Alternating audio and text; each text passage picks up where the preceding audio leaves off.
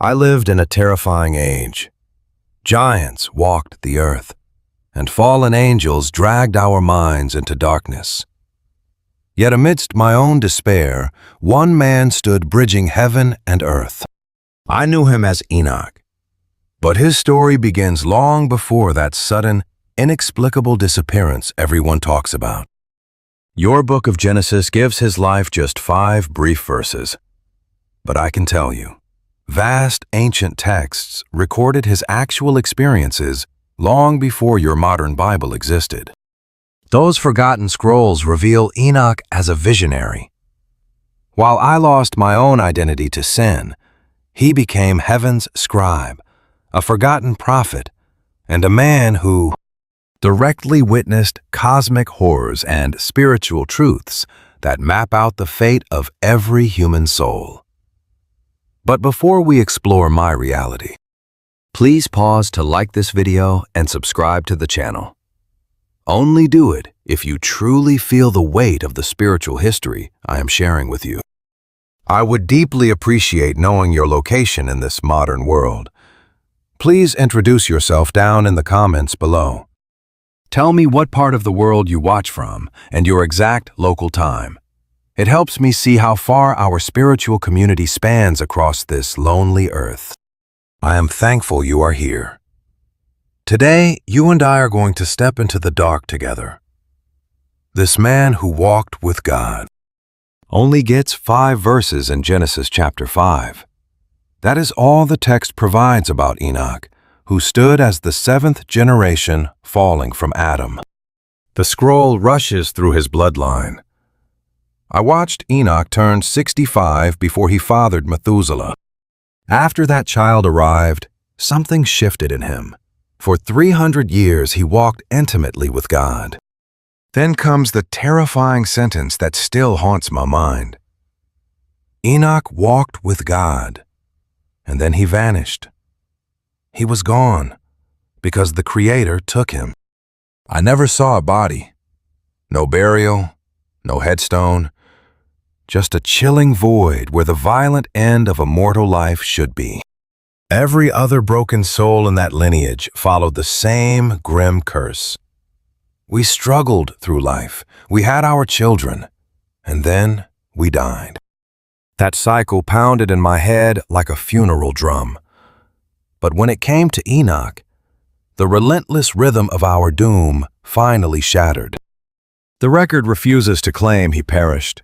Instead, it whispers that God simply extracted him.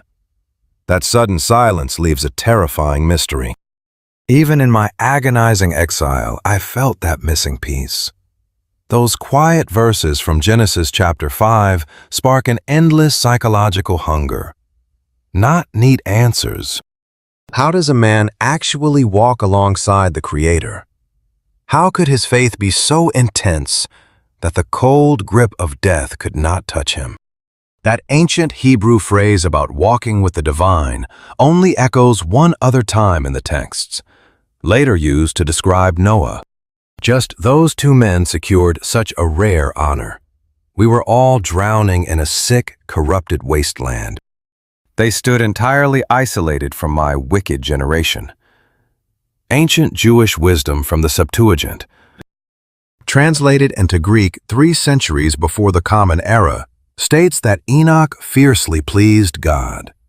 That meaning cuts right into the psychological connection we had completely lost. Walking with the Creator meant surrendering your entire identity to divine truth. It meant staying pure, while I watched my own world drown in sin. It meant holding on to faith while every single person around you completely destroyed the sacred. But my confusion deepened when looking at the math. Enoch survived here for exactly 365 years. All our other ancestors endured massive lifespans. Adam himself suffered through 930 years. His boy, Methuselah, dragged on for a record 969 years. Yet Enoch vanished at 365. That number haunts me. A solar cycle is 365 days. We ancients immediately sensed the profound symbolism woven into that math. He lived 1 year for every single day in the cycle. It felt like his entire existence mapped out a perfect cosmic blueprint. The scroll leaves one chilling clue. God took him. The Hebrew verb used there means to snatch away, to receive, or to claim as property. That exact word returns centuries later when a violent whirlwind rips Elijah into the sky. This was no natural, peaceful fading into the dark. This was brutal, immediate divine intervention. I pictured the Creator reaching through the veil, violently pulling him free from the rotting mortal timeline that traps us all. Our earliest Jewish scholars understood the terrifying weight of what happened to him. The Book of Sirach, penned roughly 180 years before the Common Era, names Enoch as a mirror of repentance, a brutal warning aimed at the generations following us. And the letter to the Hebrews in your New Testament, written deep into the 1st century of the Common Era, insists that radical faith launched Enoch skyward, letting him entirely bypass the horror of death. The writer adds that before vanishing, Enoch proved he pleased the Creator. To me, those 5 tiny verses feel like a psychological doorway. Scribes from my era stepped through that portal, uncovering vast, hidden libraries completely overflowing with apocalyptic visions and terrifying spiritual truths. We agonizingly asked the questions Genesis ignores. Let's look closely together. What did Enoch really see during 300 years of walking with the Almighty? What dark cosmic knowledge did he absorb? What impossible burdens did he carry? Why did he escape the isolation and terror that consumed me? The biblical record pins Enoch to a brutally specific era. He thrived right before the apocalyptic floodwaters erased us. He stared directly into the dawn of human collapse. Tracking the bloodline, he was born just 654 years after Adam's agonizing exile. He walked our earliest ruins, when a few elders still whispered shattered memories of Eden and our dying bodies stretched across brutal centuries. The gap between heaven and earth was terrifyingly thin then. Look at this with me. Even his son Methuselah's name hides a prophecy. I hear the whispers. Methuselah means, when he dies, the end comes. The elders say he drew his last breath the exact year the waters swallowed us. If that truth holds, then Enoch knew the dark judgment hanging over us. He named his son to be a living, breathing countdown. Every single year that boy kept breathing meant another desperate year of mercy before the waters broke. You must feel this terror to understand Enoch's true story. We did not live in peace. The moments right after he vanished gave way to the absolute sickness that drowned our world entirely. Genesis 6 remembers what I saw, those divine beings taking human wives. Pure, suffocating violence bled into every corner of the earth. Evil consumed everyone I knew. Yet Enoch walked with God, as the rest of us drowned in madness. He stayed pure, while my world shattered into pieces. Later, New Testament writers saw in him the ultimate survival guide for broken people like us. In the 1st century, Jude actually quoted the ancient words of Enoch, calling him a prophet who warned us all about the crushing end. Today, you and I are going to open that very book. A record my people clung to for survival, even though modern Bibles cut it out completely. Peter's 2nd letter also echoes Enoch's dark warnings, speaking of those fallen angels who sinned and were dragged down into endless blackness. Why did Enoch escape the fear I felt? The ancient texts highlight his intense daily walk with God. It was no fleeting feeling. It was 300 years of iron devotion, day after desperate day, year after year, decade after decade. He held on to the holy. While my neighbors slipped into brutality and rot, he kept his feet firmly planted on the sacred road. When we all forgot the one who made us, he remembered. When the rest of us chased dark cravings, he chased after truth. Being pulled from this dirt without tasting death sets him entirely apart from the crushing fate the rest of us faced. Only the prophet Elijah shares this exact honor in the Hebrew text. Both were taken away. Both dodged the cold dirt of the grave. Both held their holy identity when wickedness ruled. Both stood face to face with the divine before they were pulled from this rotting earth. Those 5 verses paint a picture of raw purity. They show a man who broke through our human curse simply by refusing to compromise. They promise a fate beyond the cold waters of death, for anyone willing to walk that closely with God. They hint at terrible secrets the short Genesis story cannot hold. Ancient readers like me knew the deep truth. We knew those 5 brief lines weren't the end of Enoch's journey. For him, that was only the terrifying beginning. Genesis gave us the bare bones of the tragedy. But the heavy reality of what Enoch saw, what he learned, and the weight he carried during 300 years walking alongside God, that full record stayed alive in other scrolls.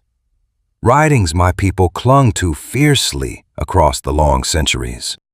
Texts early Christians read and echoed. Books that were pushed out of the official Bible, yet somehow survived the ashes of history. The man who walked with God left us more than 5 tiny verses. He left a library of wild visions, a dark map of the heavens, his witness against the corrupt angels, and a promise of the coming flood. Genesis just opens the door to his life. Here is where you and I must step into the dark. We need to open the ancient scrolls my people believed held his breathing words, his real trauma, his true mission. Enoch wasn't just pulled from the dirt, he was completely, utterly transformed. He wasn't just rescued from the violence I suffered. He was given a massive cosmic job, a scribe, a witness to our ruin. He became our prophet. Some say he even turned into an angel. His story starts small, with those 5 quiet lines in Genesis. But it bleeds into giant books, shattering visions, and massive journeys tearing across heaven and the dying earth. To know the man who walked with God, you have to feel the broken world I lived in. You must see the absolute sickness we watched unfold. The crushing flood he warned was coming, and the holy secrets he brought down. Genesis gives us the empty frame. The forgotten books of Enoch paint the blood and terror inside it. Together, they scream the full story of Adam's 7th son, the man God loved so fiercely. The grave wasn't allowed to take him. The lost library of Enoch. Far beyond those 5 verses in Genesis, this massive hidden collection was born. My ancestors clung to these writings for their sanity. We called them the very words of Enoch. We copied them in secret. We obsessed over them. We handed them down while the world burned. These scrolls, what scholars now call Enochian literature, make up the largest pile of doomsday warnings to ever survive our ancient ruin. This massive collection breaks into several distinct records. The largest and most powerful is 1st Enoch, often called the Ethiopic text, simply because the full version hid safely in the Ge'ez language of Ethiopia. This one surviving book holds 5 massive sections. The Book of the Watchers, the first 36 chapters, exposes the fallen angels who ruined us. Then the Book of Parables gives us visions of the final fire and a haunting figure we only knew as the Son of Man. Next, Astronomical Book unlocks the terrifying math of the stars. And the Book of Dream Visions traces our cursed human history through bizarre symbolic beasts. So what does his final epistle leave for you and I? Raw moral truth and prophecy. Scholars say different hands wrote these sections across different ages. But holding these fragments, I feel my own fractured soul. The oldest pieces, especially the Book of the Watchers and the Astronomical Book, pull me back to the 3rd century before Christ. Digging through the dust of Qumran, tracing the script, I feel the sheer terror those isolated exiles felt. But the Book of Parables is a deeper mystery. I search the Qumran caves, desperate for a sign, but find nothing. That absence haunts me. It leaves historians arguing in the dark. Some voices claim it was written centuries later, long after the world had already moved on. Yet most believe it was born in the 1st century, trapped in the chaos of that time. The truth remains hidden, a mystery I cannot quite grasp. The dream visions and the epistles speak to my deepest trauma. They were born during brutal persecution under Antiochus Epiphanes in the 2nd century before our era. I feel that pain. They traced the language and theology, looking for proof of survival and historical references hidden inside. The Book of Dream Visions masks the bloody Maccabean revolt in strange animal symbols, like nightmares I cannot wake from. This gives a starting line for when the text was born. But there is no mention of the crushing Roman occupation, meaning it was written before the empire came to swallow my people whole. Experts use these faint echoes to build timelines. But for centuries, my identity was shattered into fragments and translations. Only tiny Greek pieces survived in early church writings. Faint passages hid inside Byzantine manuscripts, but the whole truth felt lost. Then, the Qumran caves opened. Between 1947 and 1956, shepherds and archaeologists pulled hundreds of scrolls from the dark caves near the Dead Sea. Among those Dead Sea scrolls were the Enochian texts. The Essenes living at Qumran guarded these words with their lives. I feel their lonely devotion. Pieces of 20 different manuscripts of 1st Enoch emerged from the dust. Only Psalms and Deuteronomy were found more often in that desperate, exiled community by the water. To them, the words of Enoch were sacred law. These fading manuscripts stretch all the way back to the 3rd century before the modern era, reaching into the 1st century. It proves this story of exile and fear was alive across ancient Judaism. Finding these fragments written in Aramaic shook the world. It was the everyday tongue spoken by my ancestors during the Second Temple period. Reading Enoch in Aramaic proved these writings were born locally, in deeply ancient times. These were not later lies. They were real ancient Jewish cries, predating Christianity by hundreds of years. The Ethiopian Orthodox Church held on to the only complete version of 1st Enoch. For them, the book never lost its sacred power. It remains in their biblical canon today. When the rest of the world let my history vanish, Ethiopian Christians carefully copied every word. Their manuscripts come from a later age than the Qumran fragments, yet they hold the complete, unbroken text I am reading now. But the Enochian tradition stretches even further. I open 2nd Enoch, preserved in Old Church Slavonic. It reveals a detailed, terrifying journey through the heavens. Born in 1st century Egypt with Greek echoes, It captures my own search for divine connection. I trace his agonizing climb through 7 heavens, his mutation into an angel, whispering final secrets to his sons before leaving this lonely world behind forever. Then there is 3rd Enoch, a Hebrew manuscript written deep in the 5th or 6th century.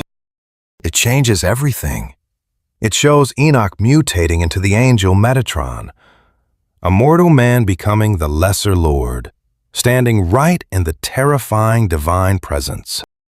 This late text reveals how Jewish mysticism clung to the Enochian path, even as Rabbinic Judaism abandoned these early works to the shadows. Look at the Book of Jubilees, another text found in the Qumran caves. It makes Enoch the very first human to master writing and carry forbidden knowledge. Jubilees claims Enoch testified against the Watchers. I feel his terror writing that divine condemnation. Then he is pulled away to Eden, stranded as a witness until the final judgment breaks the world. This burden of isolation shaped how later generations saw him. The Qumran caves offered up one more nightmare. The Book of Giants, found in 6 broken Aramaic fragments, expands the horrifying tale of the Nephilim. This text, echoing into later Manichaean lore, reveals the giant children of the Watchers suffering terrible, haunting dreams of the coming flood. The desperate giants beg Enoch to explain these visions, and he hands them their death sentence. You and I have to wonder, why did my ancestors cling to these dark texts? Because they answered the silent fears the biblical text ignored. They filled in the terrifying emptiness of the world before the flood. They showed me exactly where evil was born. They mapped the cosmos and offered a desperate hope for final justice. They held what lonely exiles believed were Enoch's actual breathing words. This Enochian literature molded the very soul of Jewish thought during the Second Temple period. My internal battles with demons, sin, angels, and the waiting Messiah lived inside these scrolls long before they ever reached rabbinic debates or the Christian scriptures. Even the letter of Jude in the New Testament quotes directly from 1 Enoch chapter 1 verse 9. The writer treats my ancient visions as pure prophecy. Early church fathers, men like Tertullian and Clement of Alexandria, embraced 1 Enoch as sacred truth. And yet, my identity was slowly erased from most biblical canons.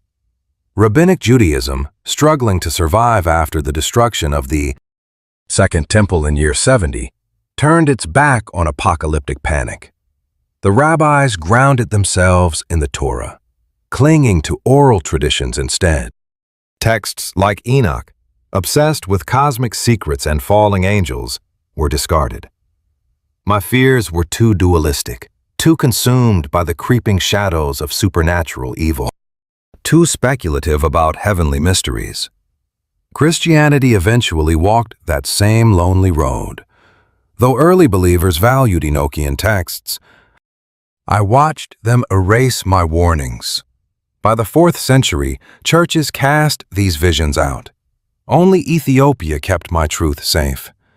They banished my testimony for countless reasons. Some leaders claimed my memories were false. Others simply dreaded the dark truths I revealed about angels and demons. Many just obeyed the crowd, clinging only to the familiar Hebrew scrolls. Yet the heavy shadow of my exile never entirely faded away. Medieval Jewish mystics secretly drank from my well. Christian prophets kept returning to my visions. Islamic traditions honored my grief under the name Idris. When modern seekers finally dug up my buried words, they found the bleeding root of our faiths. You and I know my lost library isn't just history. It is a mirror of our fractured souls. My writings capture the original terror of Genesis. They reveal how my ancestors and those who walked with Jesus wrestled with sin, the crushing weight of judgment, and the desperate hope for redemption. I wrote down the cosmic dread that birthed our end-time fears. I proved that ancient believers saw terrifying depths in Genesis that people today blindly ignore. In my crushing solitude, I, Enoch, penned exactly 366 books. The stars themselves dictated that number to me. My scrolls carried every ounce of wisdom, every agonizing secret binding heaven and earth together. Time swallowed most of my labor. What remains, first Enoch, second Enoch, shattered pieces of the giant's tale, is barely a whisper of the burden I carried as Adam's seventh son. Then came the Watchers. I remember the days before the flood, when humanity was still a fragile, breathing infant. Genesis barely whispers the nightmare. The holy sons of God looked down, and they hungered for the beauty of our mortal daughters. They took our women, stealing whoever caught their eye. The scripture is short, but the horror was infinite. Who were these divine intruders? What endless curse did they awaken?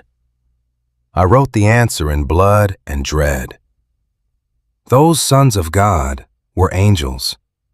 They were the Watchers, guardians meant to stay above. Their name was their divine duty. They were supposed to protect us, silently observing our fragile lives from the perfect safety of heaven. But merely watching could not kill their hunger. 200 angels swore a dark pact. Shemihaza stood at their head, a chief poisoned by lust. Azazel, Armaros, Barakiel. I carved all 20 of their cursed names into my memory. Each captain dragged 10 lesser angels down into the dirt. These weren't low-ranking ghosts. I saw the divine council tear itself apart. These were lords of heaven, abandoning their sacred thrones for flesh. I chronicled their fatal crash to earth.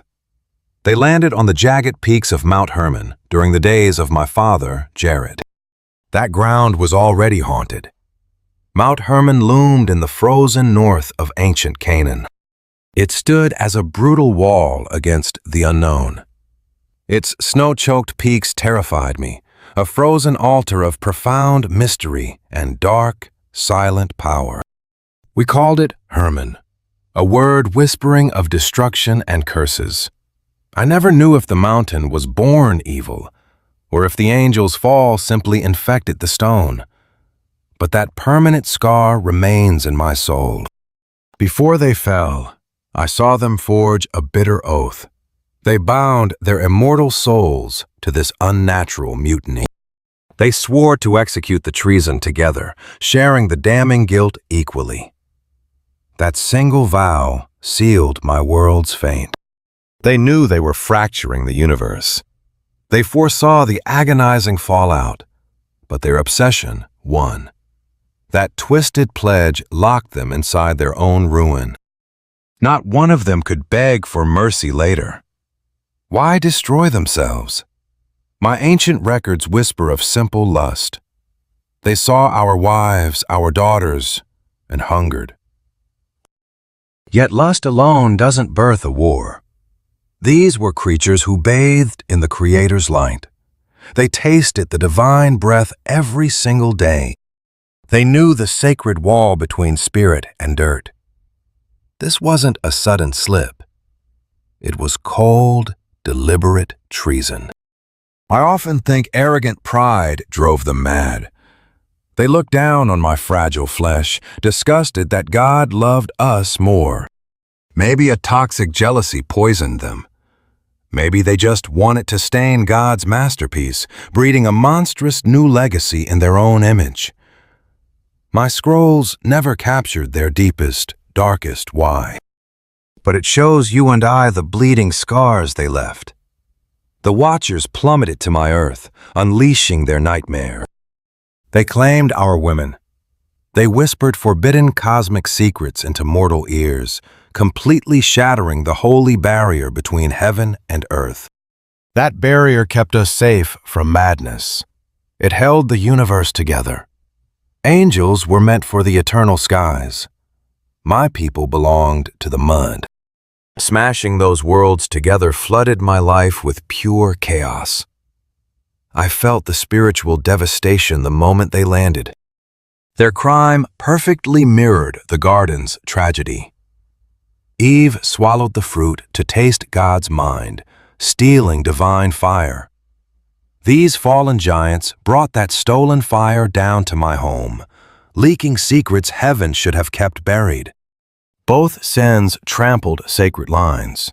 Both infected my soul with a terminal rot. Both demanded a crushing judgment. That vile oath sworn on Herman wasn't just a mistake. I watched it become a masterclass in cosmic treason. Pure, calculated conspiracy. They schemed as one, struck as one, and plummeted as one. Their unified hatred terrified me. It also guaranteed their total, inescapable damnation. Nobody was tricked into the abyss. Every single one jumped. And that number, 200, carries a heavy, ancient dread. It signifies total ruin, a complete collapse. This wasn't a handful of strays. I witnessed an entire legion of our guardians turn predatory. The mutiny was a vast, terrifying machine. I wrote it down to explain the absolute hell we inherited. We must stare directly at Shemihaza, their dark architect. His very name breathes rebellion. Later generations would try to pin the blame on Azazel instead, seeking an easier scapegoat. But I was there. I named Shemihaza the true architect of our doom. He pitched the nightmare, forced the vow, and led the plunge into darkness. His fall mirrors the devil's own plummet. You and I might not link them directly, but that cursed tomb on Mount Hermon anchors my terror to the real world. You and I know this isn't just a myth. I can still see that mountain in my mind. We could point to it. It was real, terrifyingly real. The nightmare started right here in the dirt and stone of our world. Knowing exactly where they fell only makes my dread deeper. Sin didn't creep in as some invisible idea. It walked into my reality at a physical place. Their dark oath still haunts me. In my culture, an oath is a chain of iron. To swear one is to lock your soul away. Breaking it guarantees death. The Watchers knew this completely. By speaking those words, they sealed their rebellion forever. They chose hell together. Their shared treason only deepens the terror of what they became. They came down during the days of Jared, my father. I am the 6th generation from Adam. I was there when the shadows fell.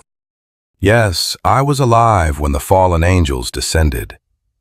I stood helplessly and watched the rot of corruption begin.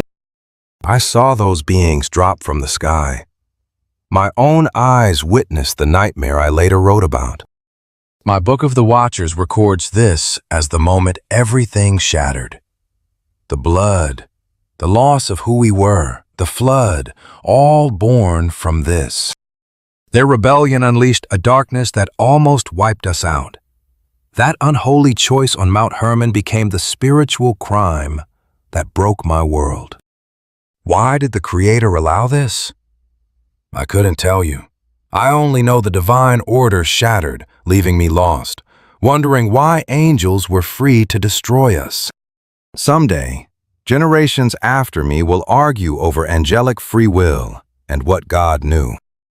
My writings focus on the terror they caused, not God's hidden reasons. That landing on Mount Hermon tore a permanent hole in our history. Before they arrived, I felt safe. Afterward, unspeakable evil grew thick like weeds in our minds. The Watchers dragged heaven into the mud, twisting everything sacred. They whispered secrets meant to stay hidden and spawned monsters that made me question my own sanity. They smashed the sacred balance of creation itself. This was my reality. This was the suffocating crisis I lived through every day. I had to stand up and testify against this rot. The rise of those dark angels ruined the world I loved. The chaos demanded someone speak up, a scribe caught between a broken earth and a silent sky. I stepped up. I became that lonely witness.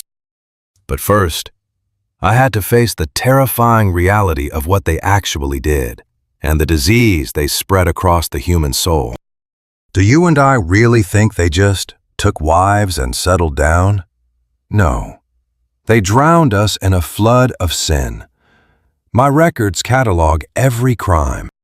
Every fallen leader traded forbidden secrets for our souls. Each poisoned gift destroyed my people differently. Azel, a chief among them, taught us how to rip ore from the dirt and forge it. At first, I thought he was helping us. It looked like progress, but Azel had a darker goal. He forged the first swords, shields, and armor. He handed us the cold technology of war. Before them, we fought with simple stones and wooden branches. Now my neighbors crafted metal designed just to slaughter each other. But Azel dug deeper into our vanity, teaching the dark arts of makeup. He taught our women to paint their eyes with colored dyes, seducing the eye with heavy jewels and polished stones. Seems harmless next to a blade, right? But I saw it rot us just the same. It bred empty vanity, crushing our true spiritual identities. We learned to lie with beauty. Meanwhile, Shami Haza taught us dark enchantments and root-cutting magic. Sorcery poisoned the air. I watched people learn to manipulate spirits, casting spells to selfishly bind and control the unseen world around us. This shattered our sacred bond with heaven. We were supposed to seek God with pure hearts and simple, honest prayers. Shimeme Haza sold us shortcuts, cheap tricks to force God's hand instead of bowing to his will. Armados taught counterspells to fight the magic. Barakiles showed us how to read omens in the stars. Kokobil revealed dark portents. Ezekiel taught cloud reading. Arakiel exposed the hidden signs of the earth. Shamsiel traced the sun. Siriel, the moon. Each demon pushed a different poison on us. But the astrology terrified me the most. My astronomical records show how deeply they corrupted the night sky. They made us believe our fates were locked in those cold stars. We forgot God, believing our destiny was already carved in space. God alone holds our fate. Stars were just seasonal markers, tricking us to worship them. It stripped our faith in God completely. Warfare, magic, astrology, it all wove the same suffocating trap. This forbidden knowledge gave us power, but it sparked a violent pride. Secrets that should have stayed buried became our complete undoing. They handed us forbidden fruit, and we swallowed it whole. Soon, blood soaked the ground everywhere. Metal weapons brought brutal murders. Spells bred greedy manipulation. Stargazing made my brothers numb, completely abandoning all sense of moral guilt. That toxic knowledge infected everything we were. But my greatest terror? Watching those women give birth to their unholy, corrupted children. I wrote them down as the Nephilim giants. Others call them fallen ones, or mighty men of old. Half angel, half human. These hybrid nightmares carried the brutal strength of heaven, cursed with bodies that could crush our fragile material world. Look at the giants we face now. Back then, those massive Nephilim physically towered over my terrified people. I look at the Qumran fragments, the Book of Giants detailing Ohia and Haha towering thousands of cubits above us. whether literal beasts or towering shadows of our own sins. Their massive scale felt like a physical weight, slowly crushing my sense of who I was. And their hunger? It matched their terrifying size. They consumed everything in sight. Just as the Book of the Watchers warns, they devoured our hard work, our crops, until my people had nothing left. Harvests meant to feed my family for months vanished into their dark bellies. Our livestock disappeared overnight. They swallowed my world whole. When our fields were stripped bare, these monsters turned to forbidden flesh. The ancient texts say they began to sin against birds, beasts, reptiles, and fish. I watched them shatter natural law, tearing into living creatures. They consumed them raw and breathing. They drank the blood, a horrific sight that haunts me. They shattered the divine laws we were taught long before the flood. Then the nightmare deepened. The giants turned on each other. Cannibalism ripped through their ranks. They slaughtered each other while still crushing my people. Violence swallowed the whole earth. I walked through mud thick with blood. Every thought in my own human heart began turning completely dark. Genesis 6 confirms it. These Nephilim broke the very fabric of creation. They were mistakes of nature. Their breathing existence proved the crime of the Watchers, a cursed blend of human and angel. They belonged nowhere. That twisted in-between state made them so dangerous, so vile. They held a terrifying power I could never match, yet lacked the pure spirit to use it right. They had physical bodies charged with fallen angelic force, but the rot spread far beyond just spilled blood. The ancient texts show how my people learned true evil from these Watchers. We slowly traded our human souls for the dark habits of fallen angels. I watched my friends chase forbidden power. We sought secrets that poisoned our minds, throwing away goodness just for a quick, hollow thrill. I felt the earth itself screaming beneath my feet. The ancient Book of the Watchers repeats this chilling truth constantly. The soil soaked up the blood of my innocent neighbors. The land absorbed our trauma. Creation groaned under the heavy, crushing boots of the giants, screaming straight up to heaven. The dirt became the ultimate witness against the Watchers. Nature violently rejected these monsters, and the women forced to bear the Nephilim, their suffering broke my heart entirely. The ancient words capture their pure agony. They carried infants that swelled to nightmarish sizes, birthing the very demons that would hunt us down. The Watchers took these women by force, fed their own twisted lust, and abandoned them to face the horrific, bloody aftermath, totally alone. Those women's weeping blended with the crying earth, echoing all the way to heaven's gates. I could hear the shattered souls of those slaughtered by the Nephilim screaming. Unlike the good ones who passed peacefully, my murdered brothers and sisters found zero rest. Their wandering ghosts howled for justice. They begged the sky to finally look down. Oceans of innocent blood built a case God simply could not ignore. This total spiritual rot perfectly finished the dark work the Watchers started. Their fall gave us forbidden secrets. Those secrets sparked brutal wars and dark magic. Then, their monstrous children tore our world apart. My mind, my spirit, the very dirt I walked on, all of it felt infected. Absolutely nothing escaped the heavy, suffocating sin of the Watchers.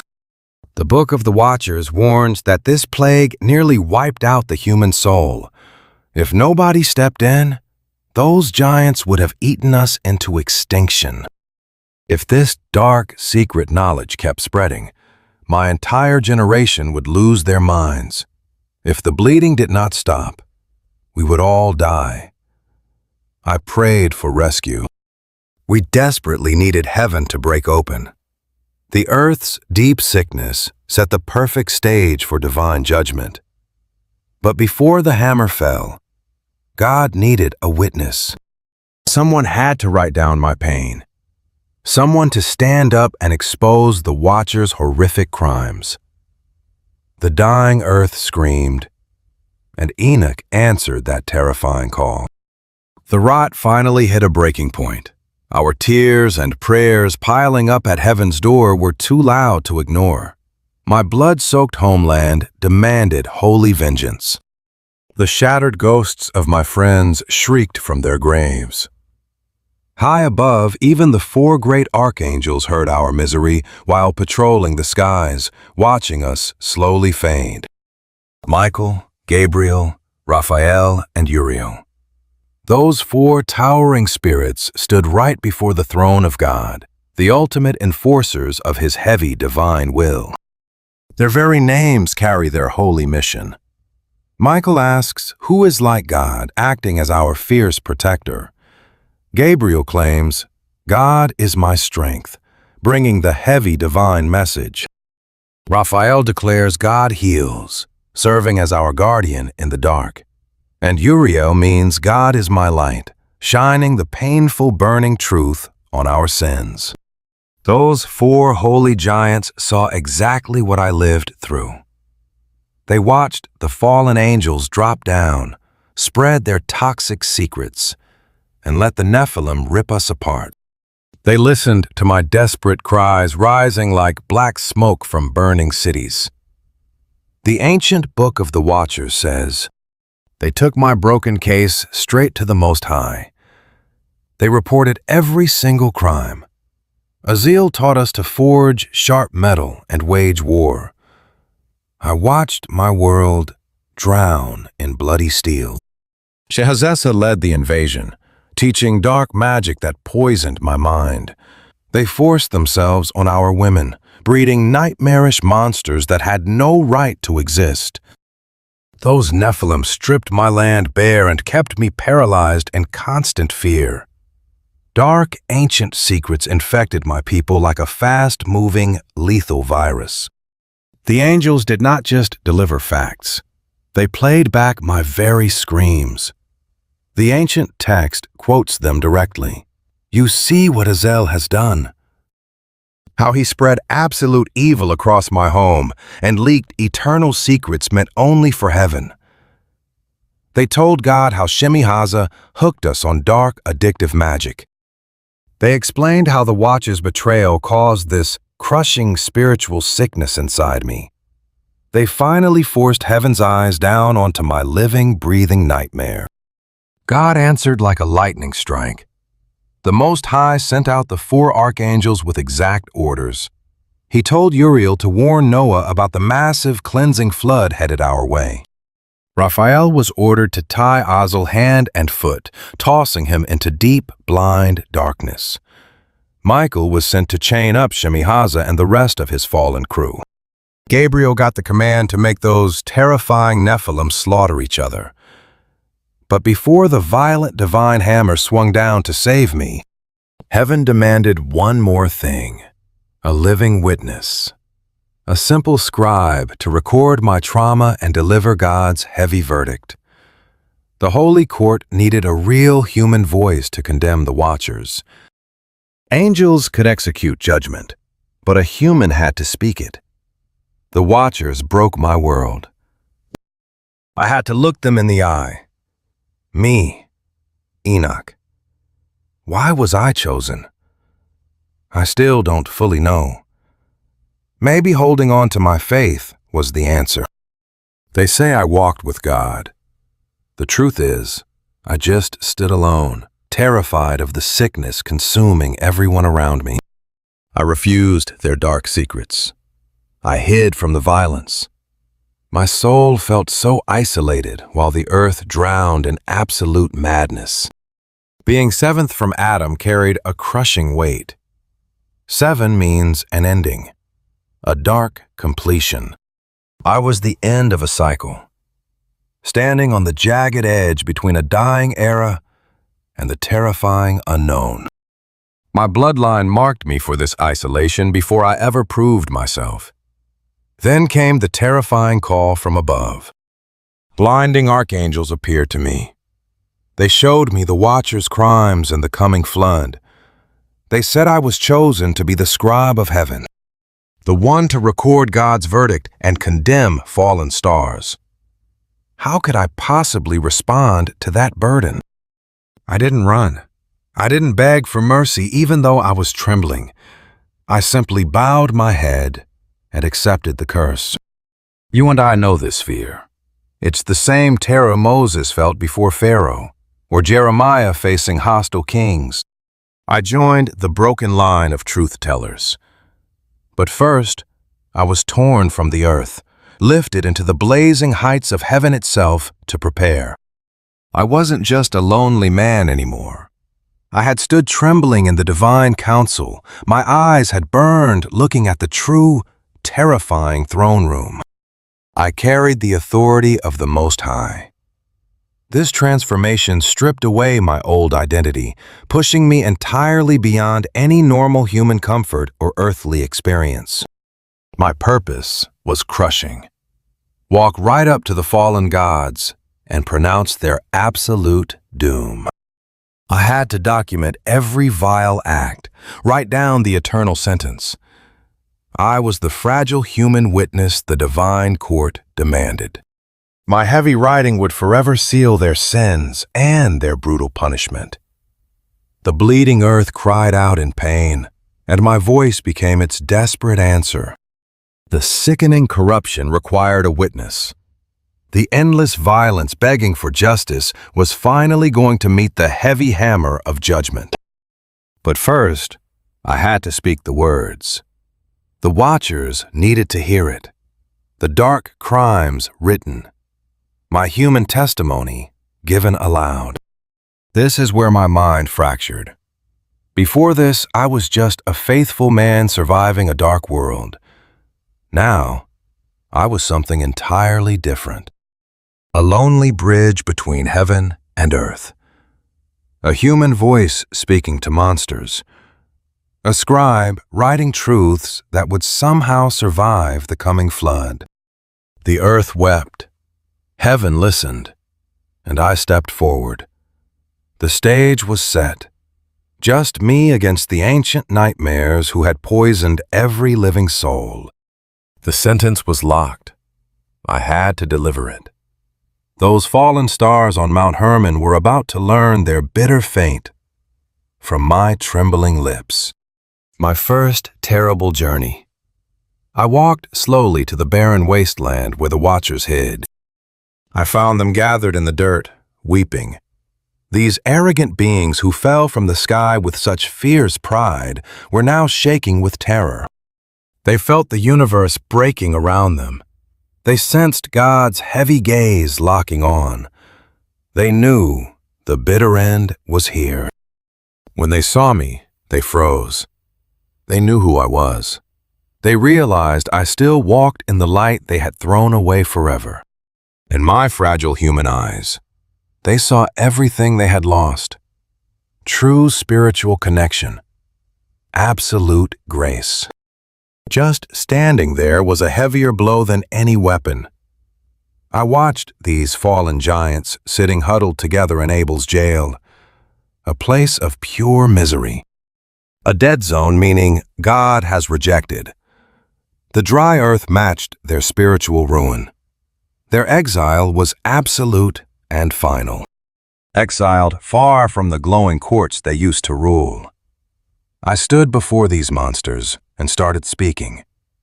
But it wasn't my mind. I was just the hollow vessel for heaven. This is the core of it all. These weren't my petty human judgments or personal opinions. I was pouring out pure divine wrath through a cracked human throat.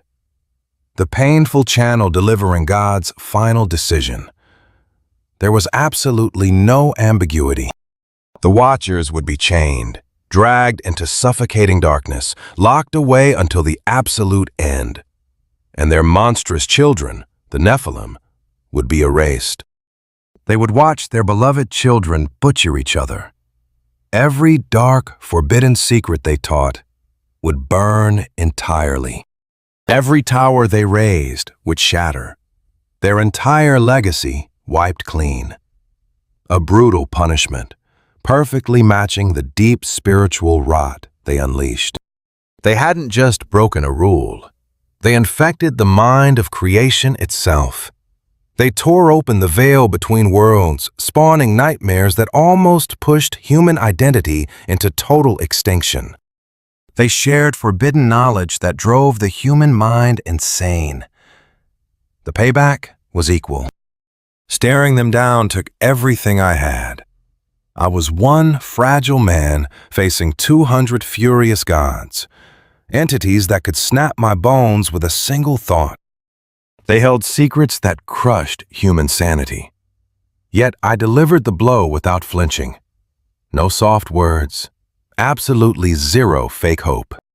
My desperation fueled my courage. God's seal gave me the right to speak.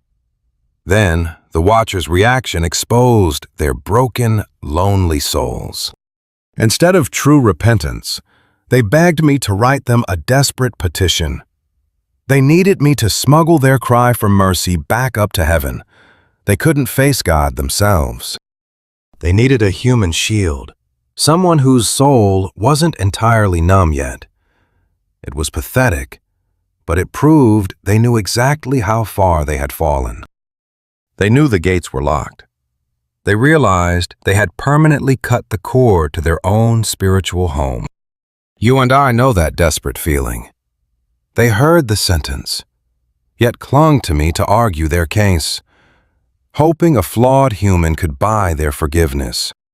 I agreed to write the petition for the fallen. This ancient detail matters for us today. I couldn't refuse them, even knowing the outcome. I offered mercy while sealing their doom. I treated those fallen angels with a dignity they never showed mankind. I became their scribe, though I knew they were already condemned. I sat alone beside the waters of Dan, just south of Mount Hermon. There I wrote out their petition. I recorded their desperate plea for mercy. I documented their cry for forgiveness. Then I read it aloud until my eyes grew heavy, and I fell asleep. That sleep is crucial. It pulled me into a terrifying, final vision. In that vision, thick clouds and cold mist swallowed me completely. I drifted, driven by cosmic winds and stars. I tore through the sky, rushing toward the heavenly palace. A divine architecture unfolded before my eyes. Walls of pure crystal, floors made of snow and ice, with tongues of fire shooting between the stones. This place dwarfed any earthly temple, its ceiling a storm of stars and lightning. Deep inside stood another structure, infinitely more terrifying and glorious. The floor was ablaze. The foundation was pure flame. Its upper heights were made of lightning and starlight. The roof raged with fire, guarded by cherubim. The heat radiating from that glory was so intense, I had to shield my face. A massive throne sat inside, gleaming like crystal, its wheels burning like the sun. Beneath it, violent rivers of blazing fire poured out. I couldn't look at it. The great glory rested on that throne. Not even divine beings could endure this holy presence. No angel dared enter. No created thing could approach. A massive wall of fire blocked all access. 10,000 times 10,000 beings stood out there, yet none dared step close. Then the voice from the throne spoke to me. It pierced my soul, calling me forward. Where angels were forbidden, I was summoned. I walked straight through the consuming fire. It showed me my terrifying new purpose. I held a clearance that even the pure angels did not have. My faith granted me the right to stand before the Most High. Then, the divine voice finally answered the petition I held in my hands. The response came instantly, stripping all hope from the watchers. No forgiveness. They knew exactly what they were doing. They fully understood the sacred order. They chose to break it anyway. They swore a dark oath to commit their sins. Now they would reap the isolation they sowed. Here was their final sentence. The watchers would watch their own children, the Nephilim, perish. They would see the destruction of their earthly desires, remaining forever chained in absolute darkness. Stripped of power, unable to speak, forced to sit alone and suffer the agonizing memory of the ruin they brought to earth. This exile would last until the final judgment sealed their fate. Heaven sent me back with this crushing word. I returned to Abel's jail, a pit of divine rejection, where they waited. I stood before them in the shadows, delivering the final verdict. What happened next is something we must consider. Pure terror took over. Violent trembling shook them as they collapsed at my feet. It makes sense. They were desperate for mercy. They really believed a late apology could save them. They hoped my words might soften God's heart. Instead, they got absolute, crushing silence. The door back home was slammed shut. The grace they begged for was completely denied. The forgiveness they craved was now entirely impossible. My role in this dark prison reveals a terrifying truth about human nature. Heaven demanded a human witness to face down the watchers. Their sin damaged mankind, so a mortal voice had to speak their doom. Angels could chain them in the dark, but a human had to look them in the eye and explain why. I became that lonely voice. Agreeing to write their hopeless petition wasn't just a task, it was a test of my own humanity. I gave them their final shred of dignity. I treated them like they still mattered, even with their fate already locked. It was this exact empathy that proved I was ready for the burden. That moment in the dark jail changed everything. The fallen angels were broken. The heavy sentence was spoken. I had done my job. Now the brutal sentence fell. Raphael bound Azazel. Michael chained up Shemihaza and his companions. Gabriel unleashed the Nephilim to destroy one another. The earthly corruption was finally being wiped clean. But before the dust settled, God wanted me to see more. My spiritual journey was just starting. Confronting those massive beings was only step one. Heaven was pulling back the curtain. The universe held ancient secrets I had to write down. I went from a fearful witness to an explorer of the cosmos, a keeper of spiritual truths. While those watchers rotted in exile, my mind was being opened to the stars. I walked away, my first heavy burden lifted. I had stared down the fallen gods. I had handed them their death sentence. It proved that human faith holds more power than even rebellious angels could ever claim. That first terrible trip cemented my identity. What happened next expanded my mind beyond earthly limits. You and I are about to take a cosmic tour through the deepest mysteries of the universe. Leaving the watchers behind, my real education began. The archangels themselves stepped up to guide me, pulling back the veil on the hidden architecture of reality. They showed me the secret vaults of wind and thunder.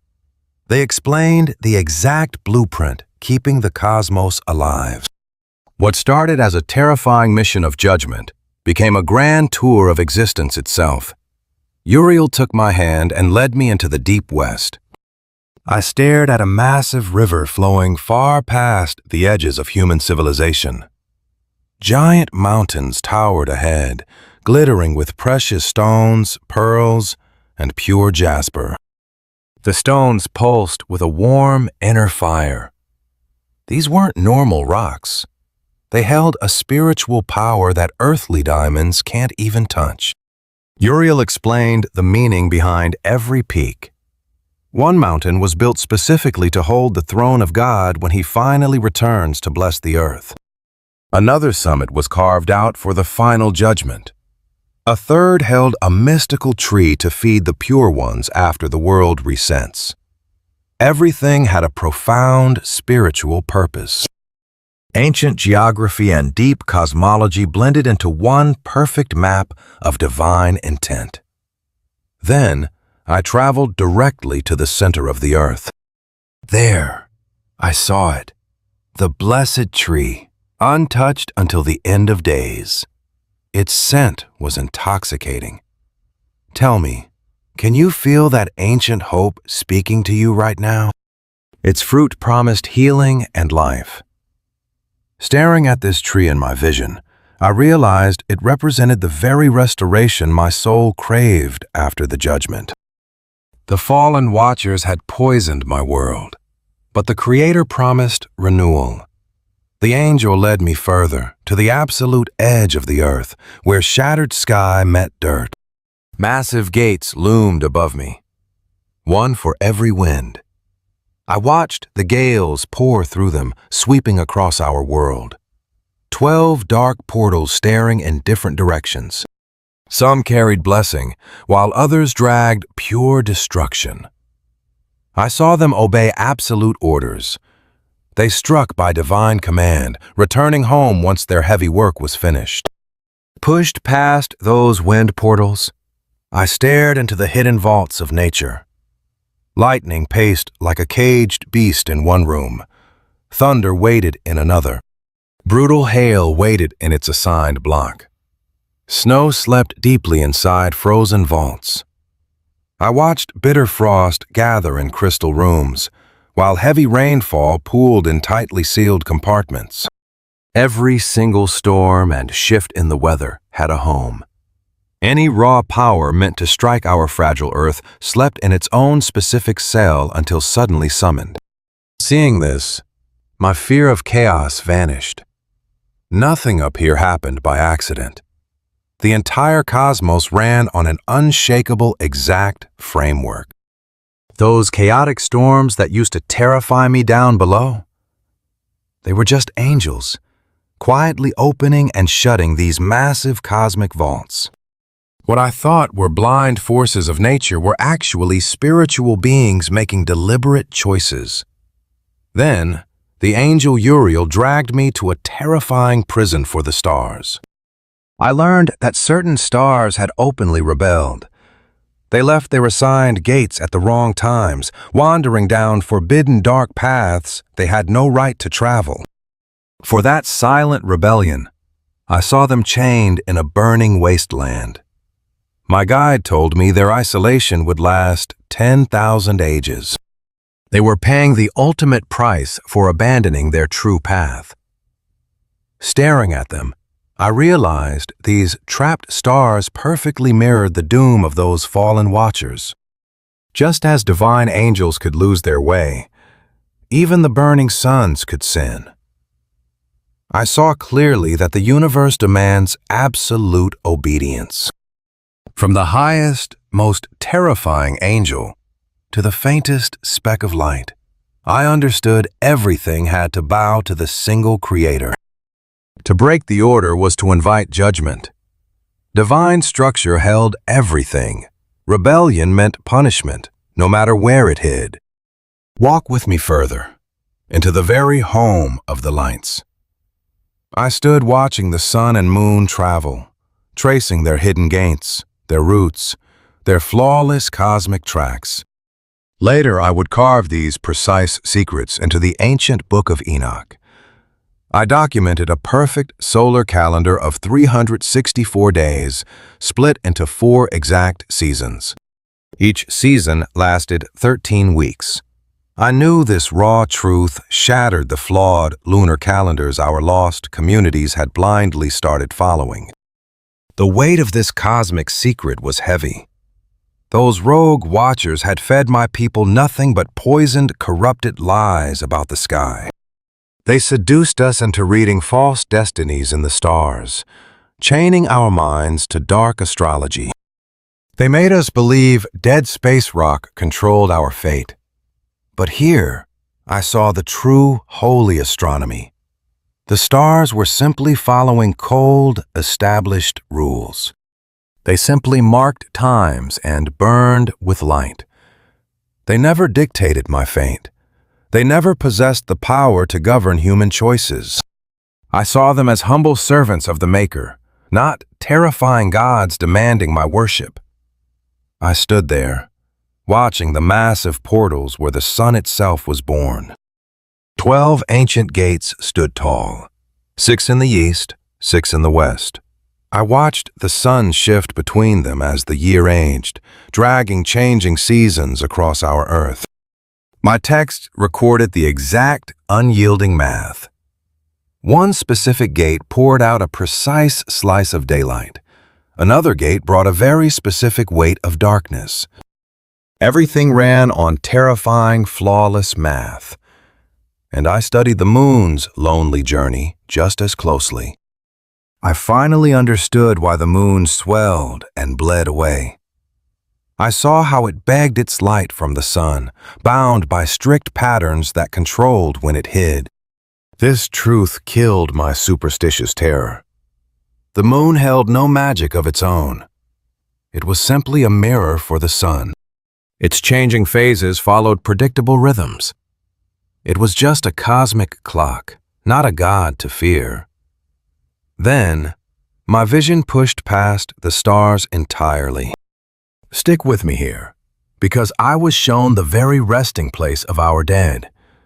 Human spirits weren't wandering as lost ghosts. They were held in segregated chambers based on how they lived. The righteous rested in quiet peace beside a living spring. But I saw the wicked trapped, choking in agonizing regions of absolute darkness. The murdered ones, who died without justice, screamed into the void for vengeance. Every single shattered soul was locked into their specific assigned cell. Seeing this afterlife hit me with terrifying clarity. Death wasn't a fade to black. Our human minds stayed painfully awake. We all just wait for the final gavel, sorted by the choices we made down in the dirt. The good breathe easily. The corrupt burn in regret. The unjustly killed kept begging for vindication. I saw that the moral spine of the universe doesn't snap when your heart stops. I was brought to the ancient tree of wisdom, the very one that ruined our first parents. Far in the east, its branches stabbed into heaven, heavy with fruit that cursed us. The angel whispered that death infected our bloodline through this very bark. That one bite cursed us all with graves and grief. Yet, I saw the tree itself wasn't evil. The command was simply a test. Shattering it unleashed our exile. Then my vision dragged me out to the absolute edges of all creation. I stared into an abyss where black waters churned in total silence. I saw the bedrock holding up our earth. I saw the colossal pillars bearing our weight. I studied the sharp corners of the earth where the borders collided, and I finally understood how the 4 quarters locked into our seasons. 7 jagged mountains pierced my vision, marching from east to west. The middle peak towered above the rest, carved out like a terrifying kingly throne. Its peak literally scraped the floor of heaven. Covered in raw, precious stones, the whole mountain burned as bright as God's own judgment seat. I knew this summit was waiting for the Holy One. As the final judgment approaches, the very dirt and stone of our world holds a hidden map of the end. Finally, you and I must look at the rivers of fire. They burned endlessly, never fading. Standing there, I trembled, knowing this liquid flame was the exact punishment waiting for every unrepentant soul. The fire wasn't a metaphor. I felt its actual cosmic heat on my skin. It waited hungrily for those of us who strayed. Looking northeast, I glimpsed paradise, a lonely exile surrounded by 7 mountains of jagged, precious stone. Perfect, fragrant groves flourished in terrifying order. Among them stood the very tree of life, its scent intoxicating my weary soul.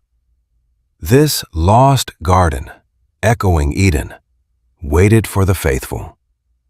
But only after the final, terrifying judgment would the holy finally claim this refuge. They'd taste that fruit and shed their mortality. And through this whole isolating journey across the void, angels whispered the meaning of everything I saw. They named every terror, mapping the physical universe directly onto the spiritual war raging inside me. I realized this universe wasn't neutral. Every towering peak, every cosmic vault, and every gate screamed of absolute divine authority. The entire creation felt like an immense, crushing temple built on terrifying sacred laws. This cosmic exile shattered my entire identity.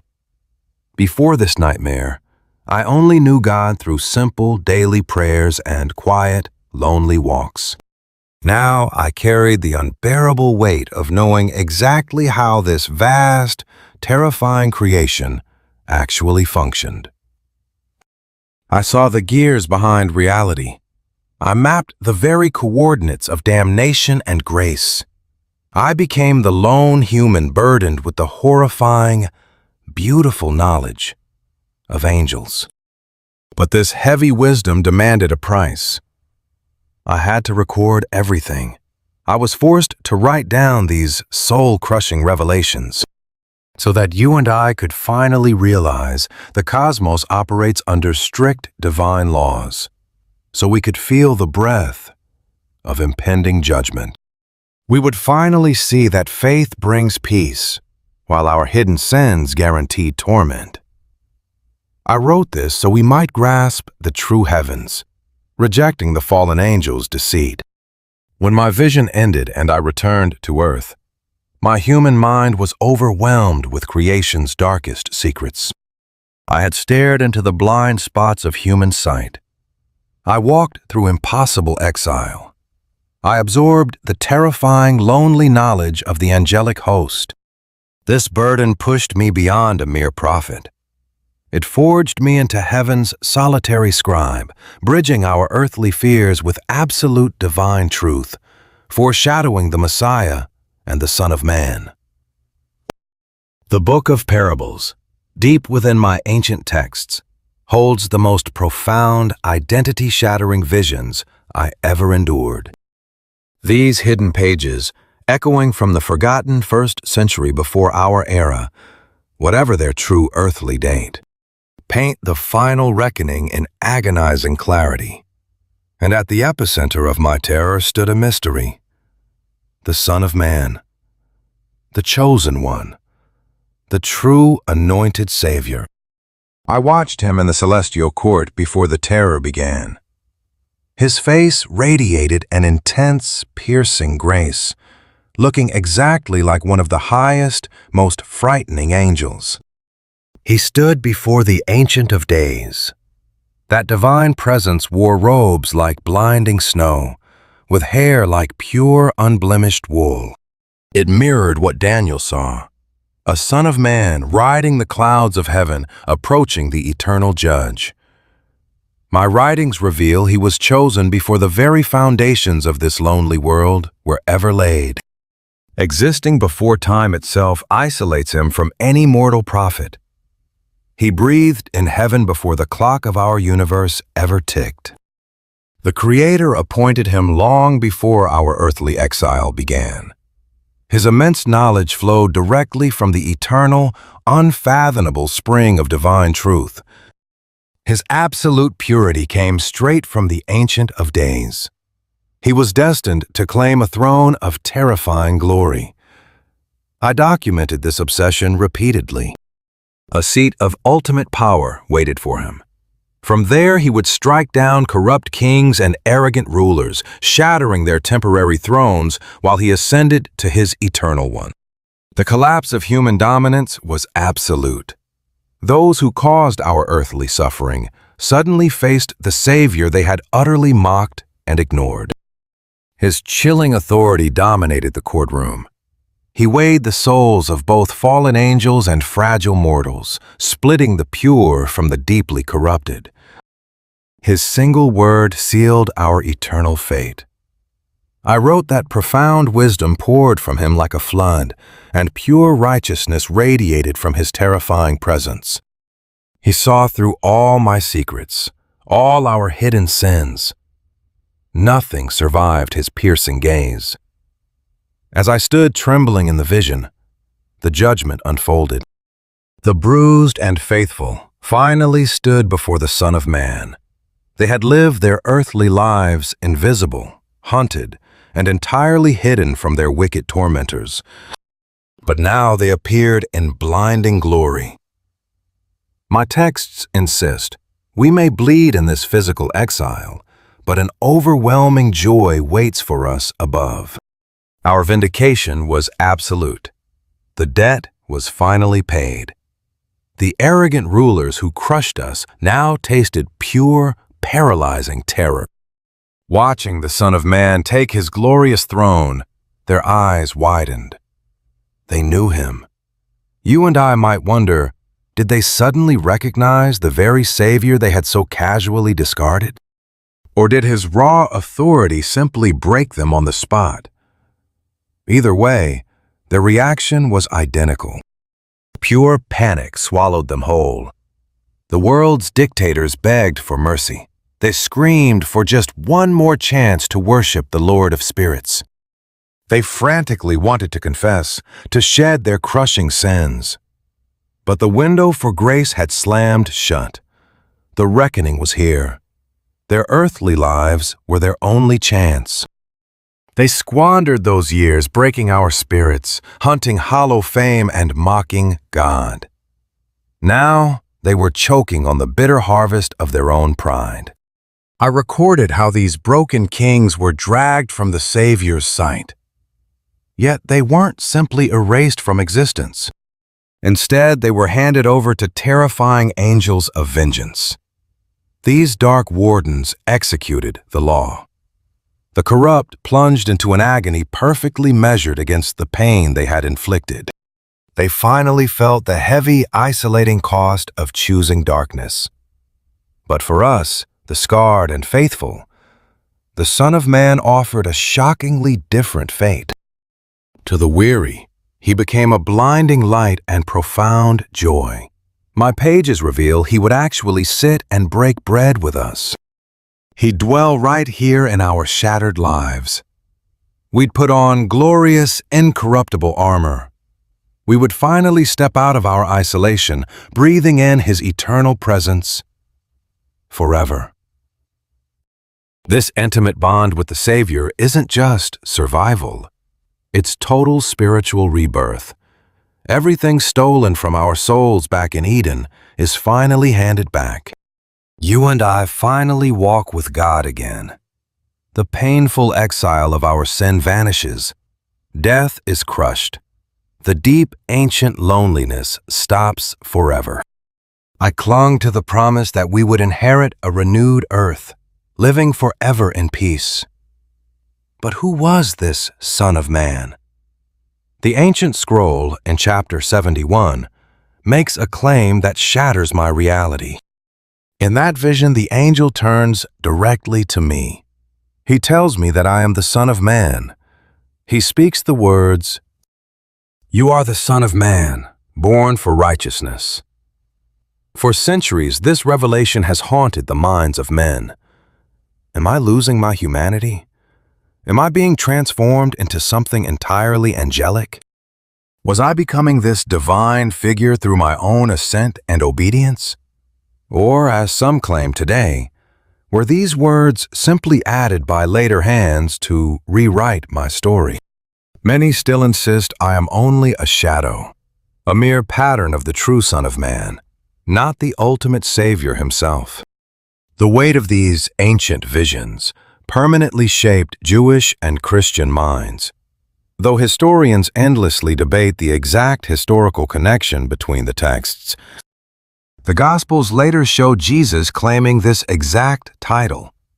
He speaks of arriving on the clouds, taking a massive throne, and judging every nation. It feels like my own terrifying vision echoing back. These descriptions mirror my own heavy visions in the parables. Did the later Gospel writers read my ancient forgotten scrolls directly? And did these words exist before or after them? Scholars still cannot agree. But the terrifying idea that this Son of Man existed before the universe itself deeply gripped the souls of early believers.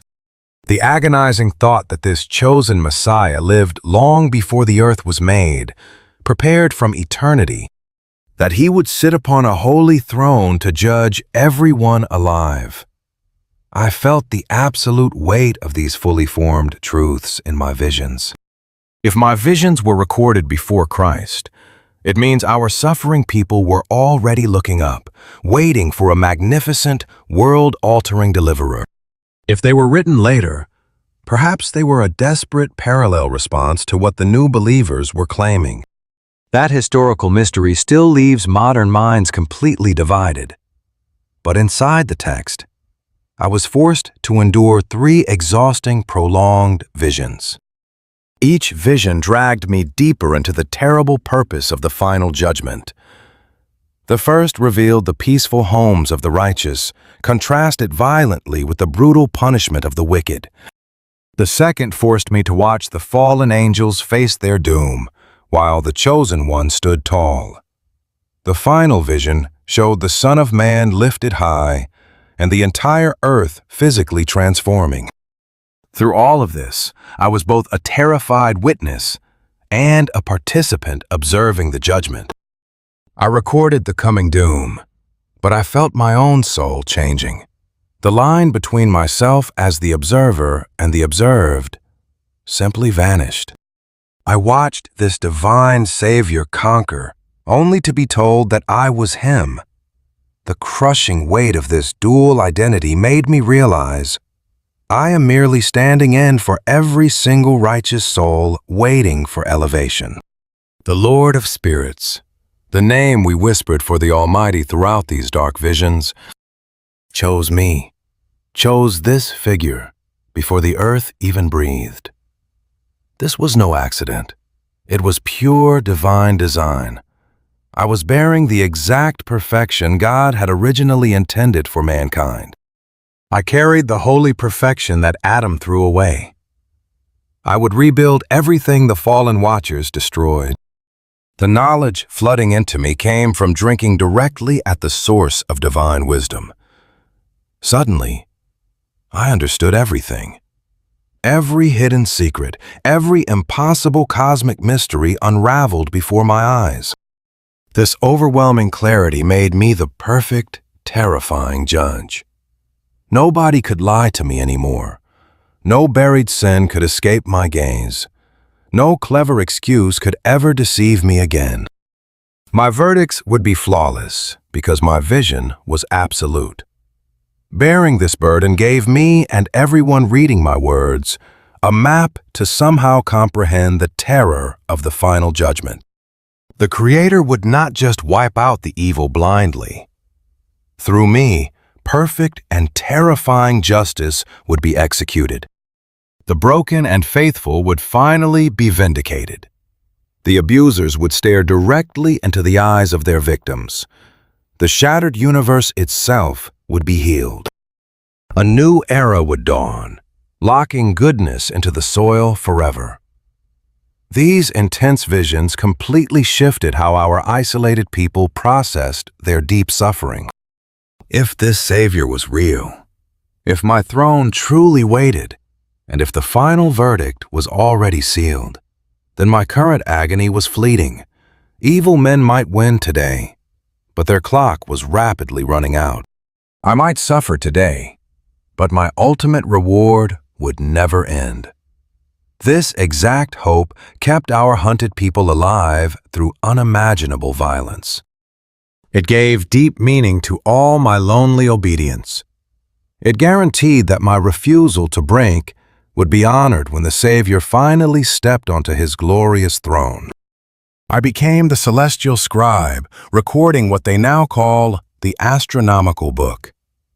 Those ancient chapters hide the oldest, deepest secrets of my entire spiritual journey.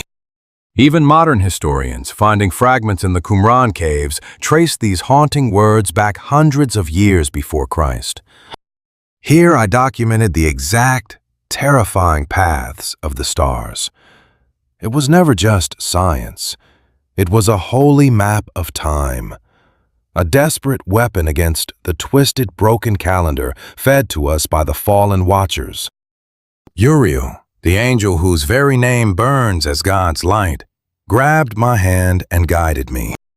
He forced me to look at the strict laws of the sky, the flaming roots of the stars, and the massive gates they travel through. The sun, the moon, the stars, none of it was spinning out of control. Every single spark obeyed a rigid, divine order. I started writing about the sun, watching it emerge from 12 massive gates carved into heaven's dome. 6 grand portals staring east, 6 glaring west.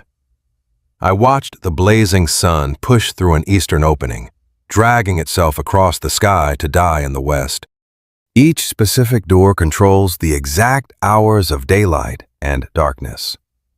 It is this burning path that forces our earthly seasons to change. At the spring equinox, I saw the sun burst through the 4th eastern gate. Light and shadow hung in perfect equal balance. I realized then, this was the true start of the year, a calendar untouched by evil. From that moment, the burning sphere shifts violently door to door, stretching the days out as the crushing summer approaches.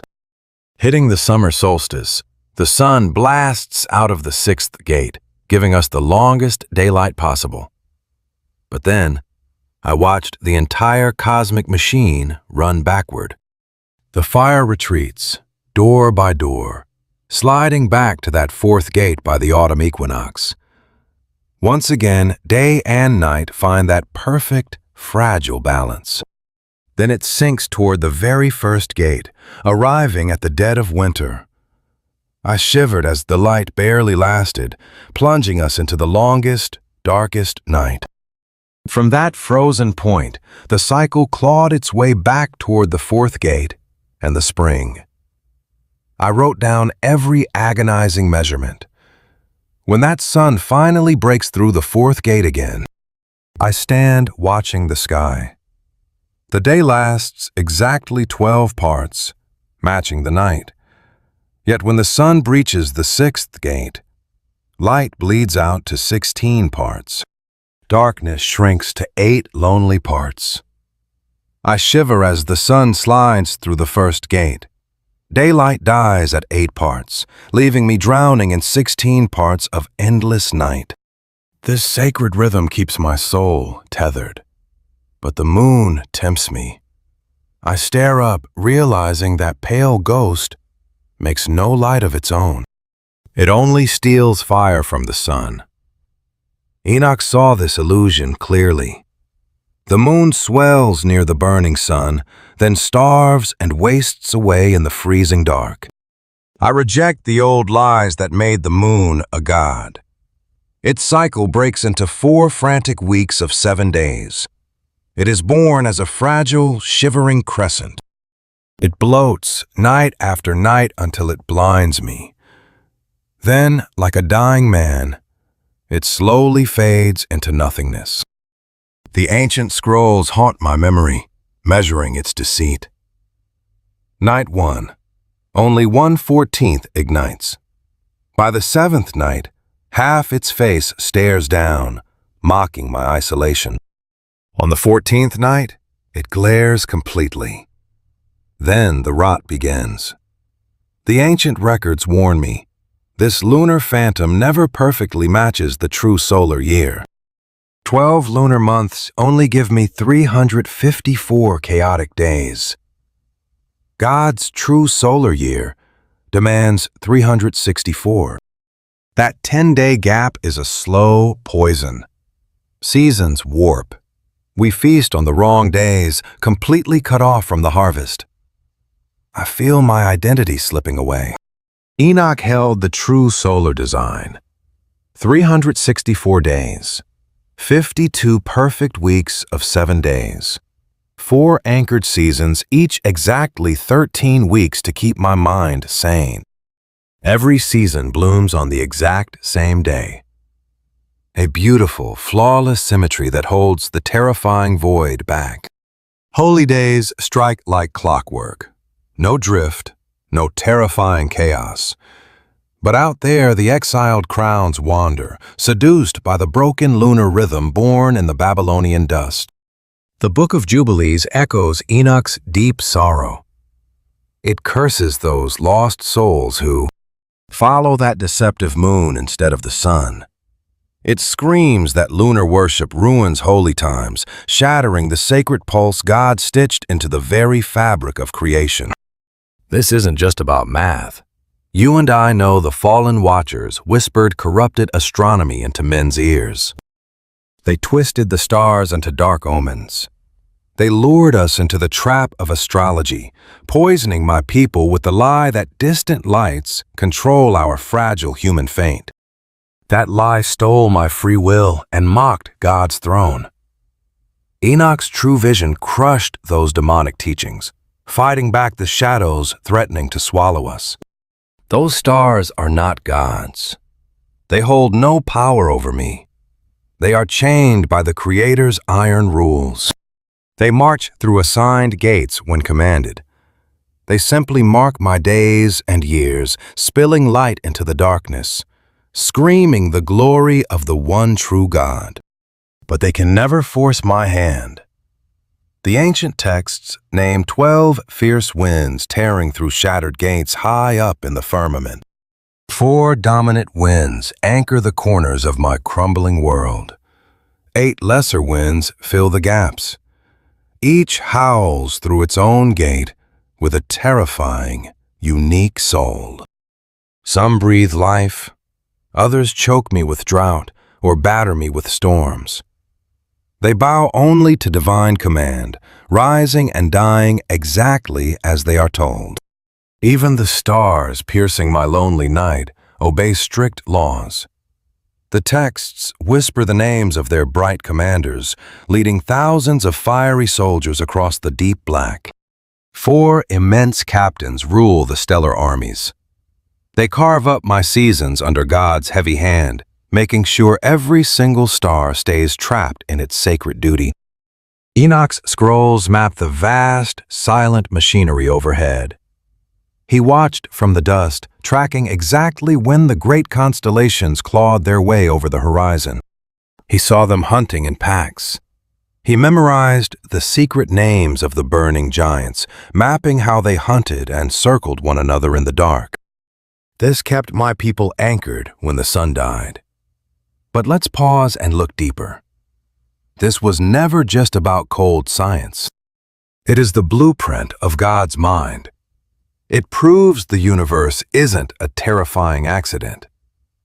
The Creator bolted my reality together with terrifying, exact wisdom. The dizzying mechanics above prove I am not abandoned. The ancient words always drag my mind back to the true calendar. 364 days, cut perfectly by 7, by 4, by 13. A flawless fortress of time to hide me from the encroaching madness. To step outside this rhythm is to embrace the abyss. Chasing the moon drags me into chaos. Chasing the sun keeps my soul locked to God's pulse. The angel Uriel warned Enoch that we would fail, that I would watch my brothers warp the days, carving up the sacred calendar. They bow to the moon and mock the sun. We feast while heaven mourns. This drift mirrors the toxic secrets the fallen watchers first injected into our blood. Just as they learned demonic astrology, my friends now worship false time. The angel knew breaking the clock meant shattering our very faith into pieces. By forcing Passover onto the wrong night, they spit on the memory of our great escape. When the Day of Atonement shifts, my desperate prayers hit an empty room. This isn't just about math or days anymore. It dictates the exact second we meet God face to face. Enoch bled to protect this cosmic secret, hiding it deep within his forbidden scrolls. He handed the heavy truth down to Methuselah. It survived the crushing waters of the flood. Noah carried my salvation inside that wooden ark. A broken but faithful remnant held the line while the world burned. The ancient book begs me, screaming from the dust, to follow Enoch's path. It promises peace if I hold the rhythm. It threatens total destruction if I break the holy cycle. This is life and death, far beyond mere calendars. It is the fragile line between the divine mind and complete psychological collapse. This ancient terror gripped my brothers out in the Qumran desert. The Dead Sea Scrolls hide our calendrical defiance. We clung to the 364-day sun. We rejected the corrupt lunar lies of the Jerusalem temple. That choice severed us completely from our own people, leaving us utterly alone. We bleed to protect Enoch's true rhythm. So tell me, will you and I keep God's time or fall to the chaos? I stare into the night sky, realizing creation runs on fixed, divine laws. The universe isn't random. Time has a pulse. You and I look up, craving purpose. The stars reflect the Creator's very mind. To move with them is to walk with God. To break that rhythm is sheer rebellion. I felt this as Enoch, shifting from scribe to stargazer, burdened with heaven's heavy secrets. I finally understood time's hidden machinery. I held the sacred calendar. Suddenly, I wasn't just standing against the corrupt watchers anymore. I became the guardian of cosmic truth, a fragile human grasping creation's gears. I had to guide my lost people back to sacred time. Then came the visions, stretching from Eden to the end. My sight pierced far beyond the rot of my own generation. I was forced to watch all of human history play out, start to finish. The Book of Dreams. Chapters 83 to 90 record two terrors I endured before leaving this earth. Bizarre animal symbols mapped our trauma, from dawn to doom. The first nightmare hit me when I was young, unmarried, and alone. I closed my eyes and watched the entire sky shatter. I saw the ground open, swallowing everything into a black abyss. Trembling, I woke up and ran straight to my grandfather Mahalalel. I poured out the horror and begged for answers. He understood instantly. That crushing sky and drowning soil meant a flood was coming. Judgment was falling. Everything I loved would be washed away, leaving only a tiny, faithful remnant behind. That dread shaped my entire life. I knew deep down that our sickness invited disaster. God wouldn't let our toxic decay spread forever. My second vision pulled me even deeper. I watched centuries blur past in strange forms. My own people mutated into beasts. Every nation wore an animal skin. The fierce bulls were our ancient fathers. The quiet, trembling sheep were the pure-hearted. Savage beasts mirrored the empires hunting us. The nightmare marched straight from the garden to the final, terrifying judge. It began at the spark of life. Adam, a white bull, Eve, a heifer by his side. Then came Cain, a pitch-black calf born to kill. Abel followed as a red calf, bathed in his own blood. Colors exposed the soul. White meant unbroken purity. Black revealed the rot inside. Red screamed of unjust death. Generations flashed before my eyes in seconds. The herd grew. Some stayed bright and true. Others darkened, consumed by their shadows. I saw centuries of our psychological collapse in just a glance. Then stars crashed down like stones, the fallen watchers. They mixed with the herd, defiling the women of earth. Out crawled the Nephilim, towering elephants, camels, donkeys. These unnatural giants ripped through our fragile herds. They ate us alive. Bloodshed soaked the dirt. This twisted zoo perfectly captured the horror of what those fallen spirits birthed. Noah emerged, a single white bull trapped in the filth. I watched him desperately build a wooden ship as the tides surged. The deep shattered, drowning the giants. It wiped out almost everyone I knew. Just Noah's small family floated alive in that dark, lonely box. The pure strain survived the wrath. But soon after the mud dried, I watched new black shadows creep back into the herd. Have you ever felt that darkness inside you? I saw that human nature hadn't shifted at all. The infection was still there. That's why pain lingered, even after God scrubbed the earth clean. My eyes then locked onto Abraham, Isaac, and Jacob, shining white bulls. Jacob fathered 12 bulls, the 12 tribes. Slowly, they morphed into a huge flock of sheep. Our strong, independent fathers were gone. We became a fragile community, desperate for a guide. In Egypt, I felt the terror as my flock fell under the claws of wolves. We bled and screamed into the void. God heard my people's agony, sending a single brave ram to break our chains. Moses wasn't named, but I knew him. He marched our flock out of slavery, straight through crashing waves that swallowed those hunting wolves whole. We followed him across a harsh wasteland toward home. Yet I watched us constantly wander off to bow to lifeless idols. We erased the very God who pulled us from the fire. It was a sickening loop of betrayal and grace. God kept sending shepherds to heal us, but we blindly tore them apart. The vision slowed down during the days of judges and kings. I watched leaders take charge only to totally abandon their sacred posts. They stood by while wolves chewed us up. They lined their own pockets, shoving us deeper into the dark instead of the light. The rot at the top poisoned everyone below. I felt the heartbreak as our unified flock violently tore itself into two fractured camps. North and South severed ties. Both plunged headfirst into false gods. Both brought down the hammer of divine justice. Savage beasts shredded the North.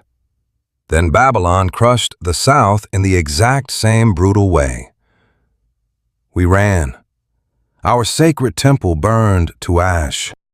We were dragged into exile. Yet, in that lonely prison, a few of us stayed pure. We held on to our identity in the mud. We refused to bow to their statues. We clung to the ancient promises, miles from home. That desperate faith kept our broken pulse beating. Walking out of Babylon felt like waking up. We pulled the flock back together. We rebuilt the ruins and sang the old songs. But the nightmare wasn't over. We were still exposed.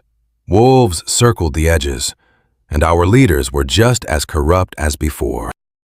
The glorious healing we expected never came.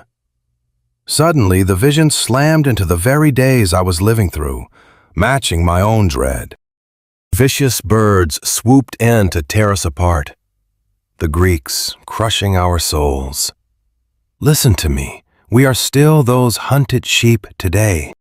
We faced crushing pressure to erase our identity. So many broke. They became the very predators tearing at us. But some of us held the line, bleeding for it.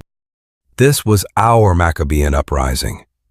The ancient vision showed us growing horns to fight those beasts.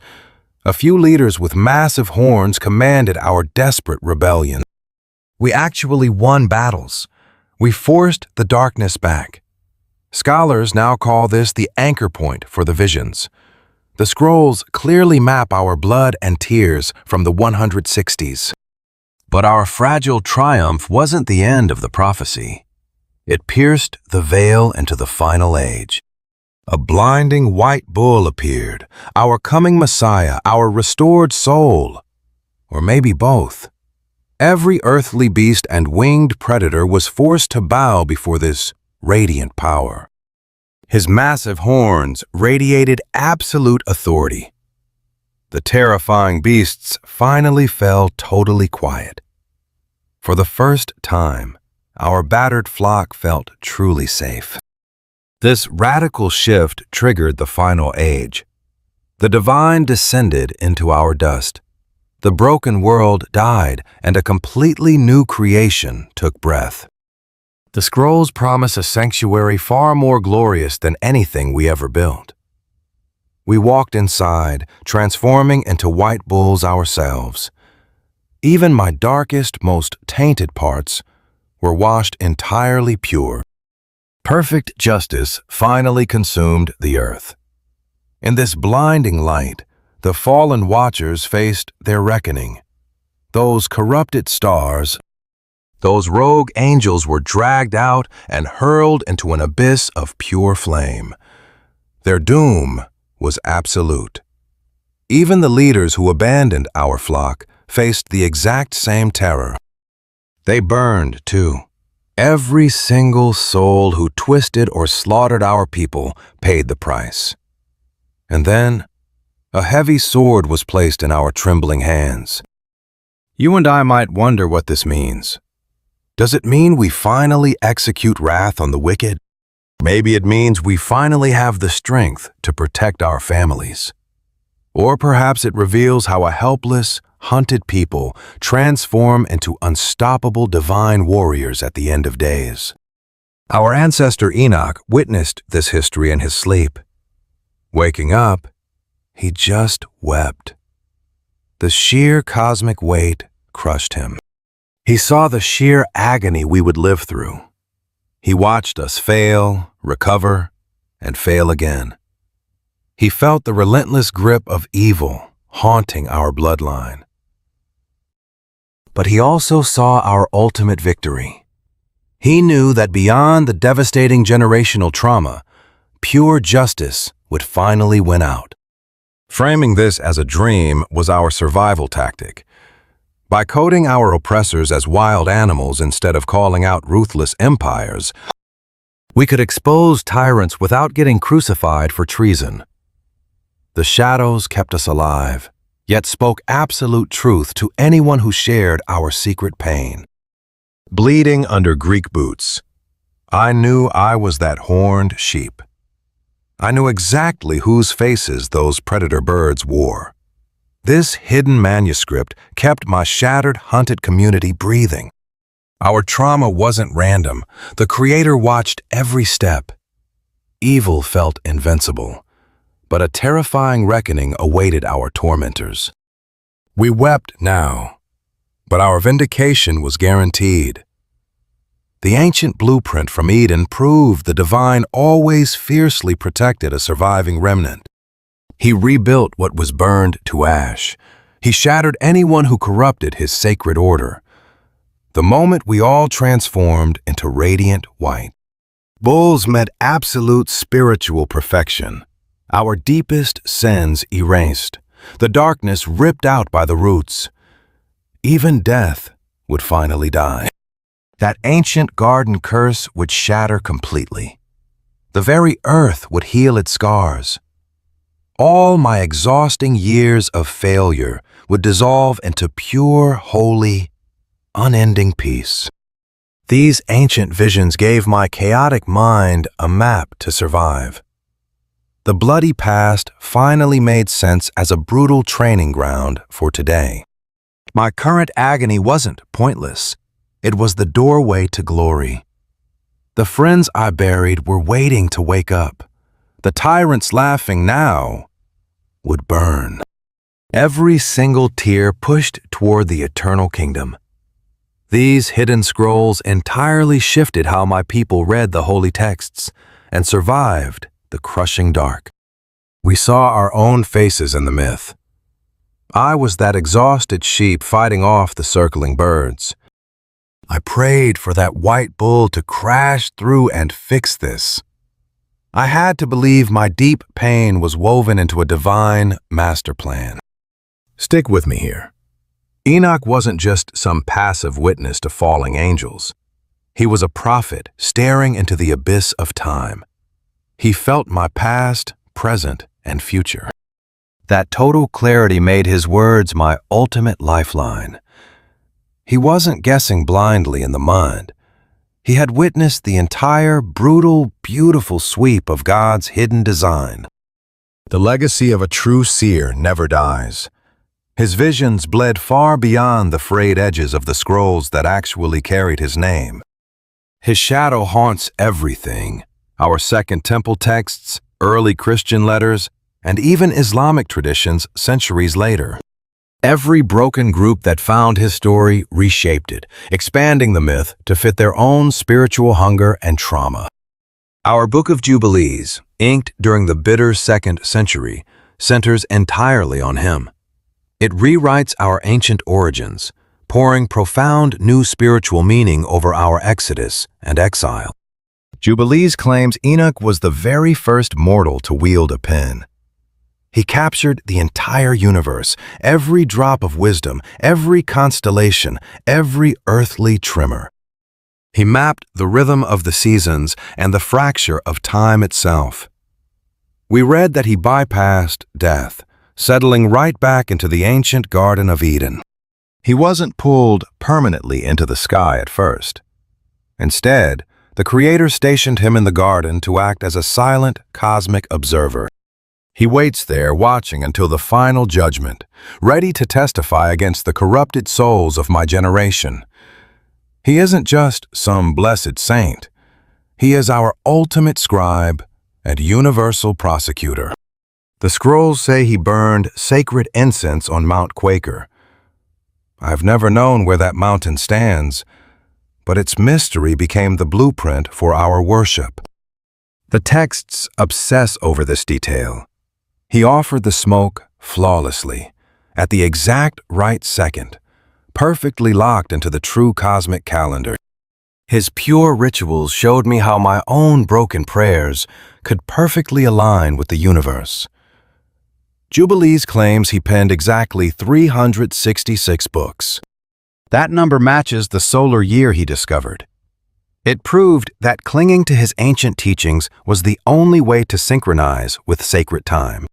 Only fragments of his massive library survived in my hands, but we swear he recorded the absolute truth of every single subject. So what does this mean for you and me today? The Book of Giants, pulled from Qumran dust, reveals how even the monstrous Nephilim were utterly paralyzed by prophetic nightmares of a coming flood. I watched the giants Oya and Hea suffer dark visions. They saw a garden of trees. A terrifying voice ripped those trees out by the roots, sparing just 3. Paralyzed, they sent Mahai to hunt down Enoch. You and I understand that desperate need for answers. Mahai wandered our ruined world, desperate to find the righteous seer. He finally cornered Enoch, spilling the terrifying visions. Enoch's answers shattered us. The garden was our world. Those doomed trees, the giants and their rebel fathers, the Watchers. The uprooting meant the coming flood would wash us all away. Only Noah survived. We watched Enoch become the chilling voice judging the cursed children of fallen angels. His mind held secrets we couldn't grasp. Even those of us waiting to die bowed to his terrifying wisdom. God did not strike us blindly. We were warned. We sat in the dark, knowing our bitter fate before it fell. Centuries later, our tragedy haunted Manahan texts. By the 3rd century, these believers took the dread of Enoch's ancient world and wove it into their own spiritual maps. They shaped our nightmare of watchers and giants into their own war of light and shadow. Shattered fragments of their Book of Giants, written in many tongues, still echo our old Jewish traditions of Enoch's warnings. Second, a text trapped in Old Church Slavonic shows Enoch's heavenly escape in sharp detail. Penned in 1st century Egypt, it mixes our ancient grief with strange Greek ideas. We imagined him rising through 7 layers of sky, facing burning angels at every step, finally standing before God Almighty. For 30 agonizing days, heaven downloads its secrets into him. Angels peel back the curtain, revealing how our world was actually built. The hidden mechanics of the storm, the architecture of the universe. He sees the hidden paths of stars, the freezing vaults of snow, and where winds are born. He gazes at the tree of life. He sees paradise and our pit of torment. Most jarringly, he feels his own human body completely change. God orders the archangel Michael to strip away Enoch's heavy, tragic human skin. Drenched in holy oil, he becomes a being of terrifying light. He becomes an angel. His face radiates blind fire. His broken human flesh turns into something immortal. This painful rebirth is how he survived the upper heavens. He wasn't one of us anymore. He had evolved into a divine, untouchable force.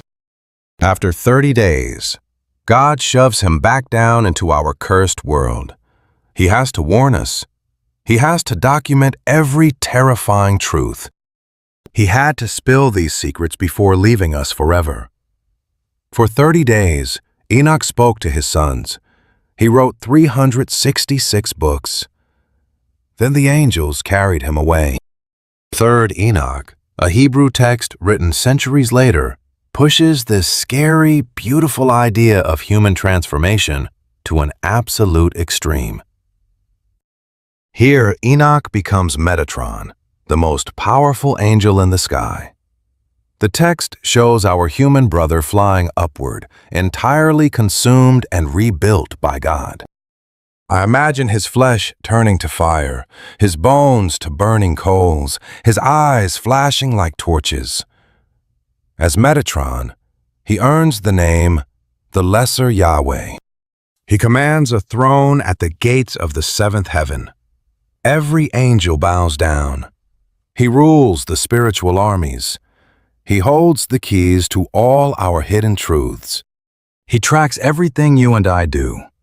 The cosmic scribe, recording the quiet sins and lonely victories of every human soul. This 3rd Enoch story proves how Jewish mystics kept this fire alive, even when strict rabbinic law tried to bury our wild, apocalyptic dreams. Those early rabbis, who wrote the Talmud, refused to look up. They forced us to focus on strict rules and ordinary practical religion. But the mystics held on to Enoch's visions for us. They saw a roadmap for the human soul, a way to escape this exile and touch God's deepest mysteries. Early Christians felt this same spiritual hunger. Jude directly quotes 1 Enoch chapter 1, treating our visions as pure prophecy. He writes, Enoch, the 7th from Adam, prophesied about them. Then follows a terrifying image of God arriving with tens of thousands of angels to execute total judgment. This raw quote proves those early believers lived in the same mystical dread we did. Hebrews even honors Enoch's deep, defiant faith. Hebrews chapter 11 states that by faith, Enoch was pulled up to heaven to escape death entirely. The text promises that before leaving, he truly pleased God. That matches the Greek translation of Genesis 5, replacing the phrase walked with the word pleased. So many early church fathers held tight to these Enoch stories. Tertullian, writing deep in the 2nd and 3rd centuries, fought to prove First Enoch was real. He believed Noah carried these exact warnings onto the ark. He treated our pain as sacred scripture. Clement of Alexandria also looked back at Enoch's journey with total awe. But by the 4th century, the church started closing its doors. Fear over who really wrote it and its strange theology got Enoch banned from the canon. Only the Ethiopian Orthodox Church kept First Enoch safe inside their Bible. That single act saved our history. Without those Ethiopian pages, this map of the human soul would be dead. In Islamic tradition, our Enoch lives on as Idris. The Quran whispers his name twice. Surah Maryam verses 56 and 57 declare, "Mention Idris in the book. He was a prophet of truth, and we raised him to a high station." Surah Al-Anbiya, verse 85, ranks him with the patient and righteous. Later Islamic scholars dug deeper into these shadows. Their hadith and rich commentary firmly tied Idris directly to Enoch. They called him the first man to bleed ink onto a page, the first stargazer, the first lawgiver. He gave us the desperate gifts of math and written words. Some say God dragged him up to the 4th heaven. Others say straight to paradise. Islamic scholars argued whether Idris suffered here before or after the flood. Some put him right before the waters broke, matching our biblical timeline. Others placed him after Noah, mixing his lonely identity with later wandering prophets. But the core remained. He was Enoch, the rebel teacher of knowledge, the one human who escaped this cursed earth without tasting death. You and I still feel his impact today. Across all faiths, Enoch is our mirror, the ultimate witness against darkness, holding the secrets of the stars. Centuries later, they'd call me a prophet who foresaw the end. A faithful man pulled from this breaking world. Others remembered me as a teacher lifted to honor. They reshaped my life, but held on to the core of it, my desperate righteousness, my heavy knowledge, my terrifying ascension.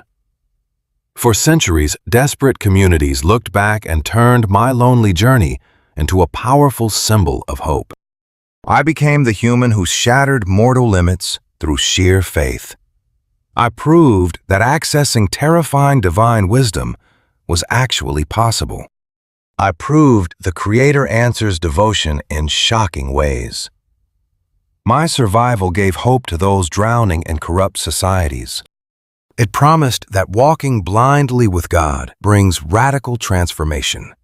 The scattered ancient texts bearing my name, though cast aside by many, still haunt human imagination today. I gave them the dark vocabulary to name angels, demons, and final judgment, the architecture of stars, and a coming Savior.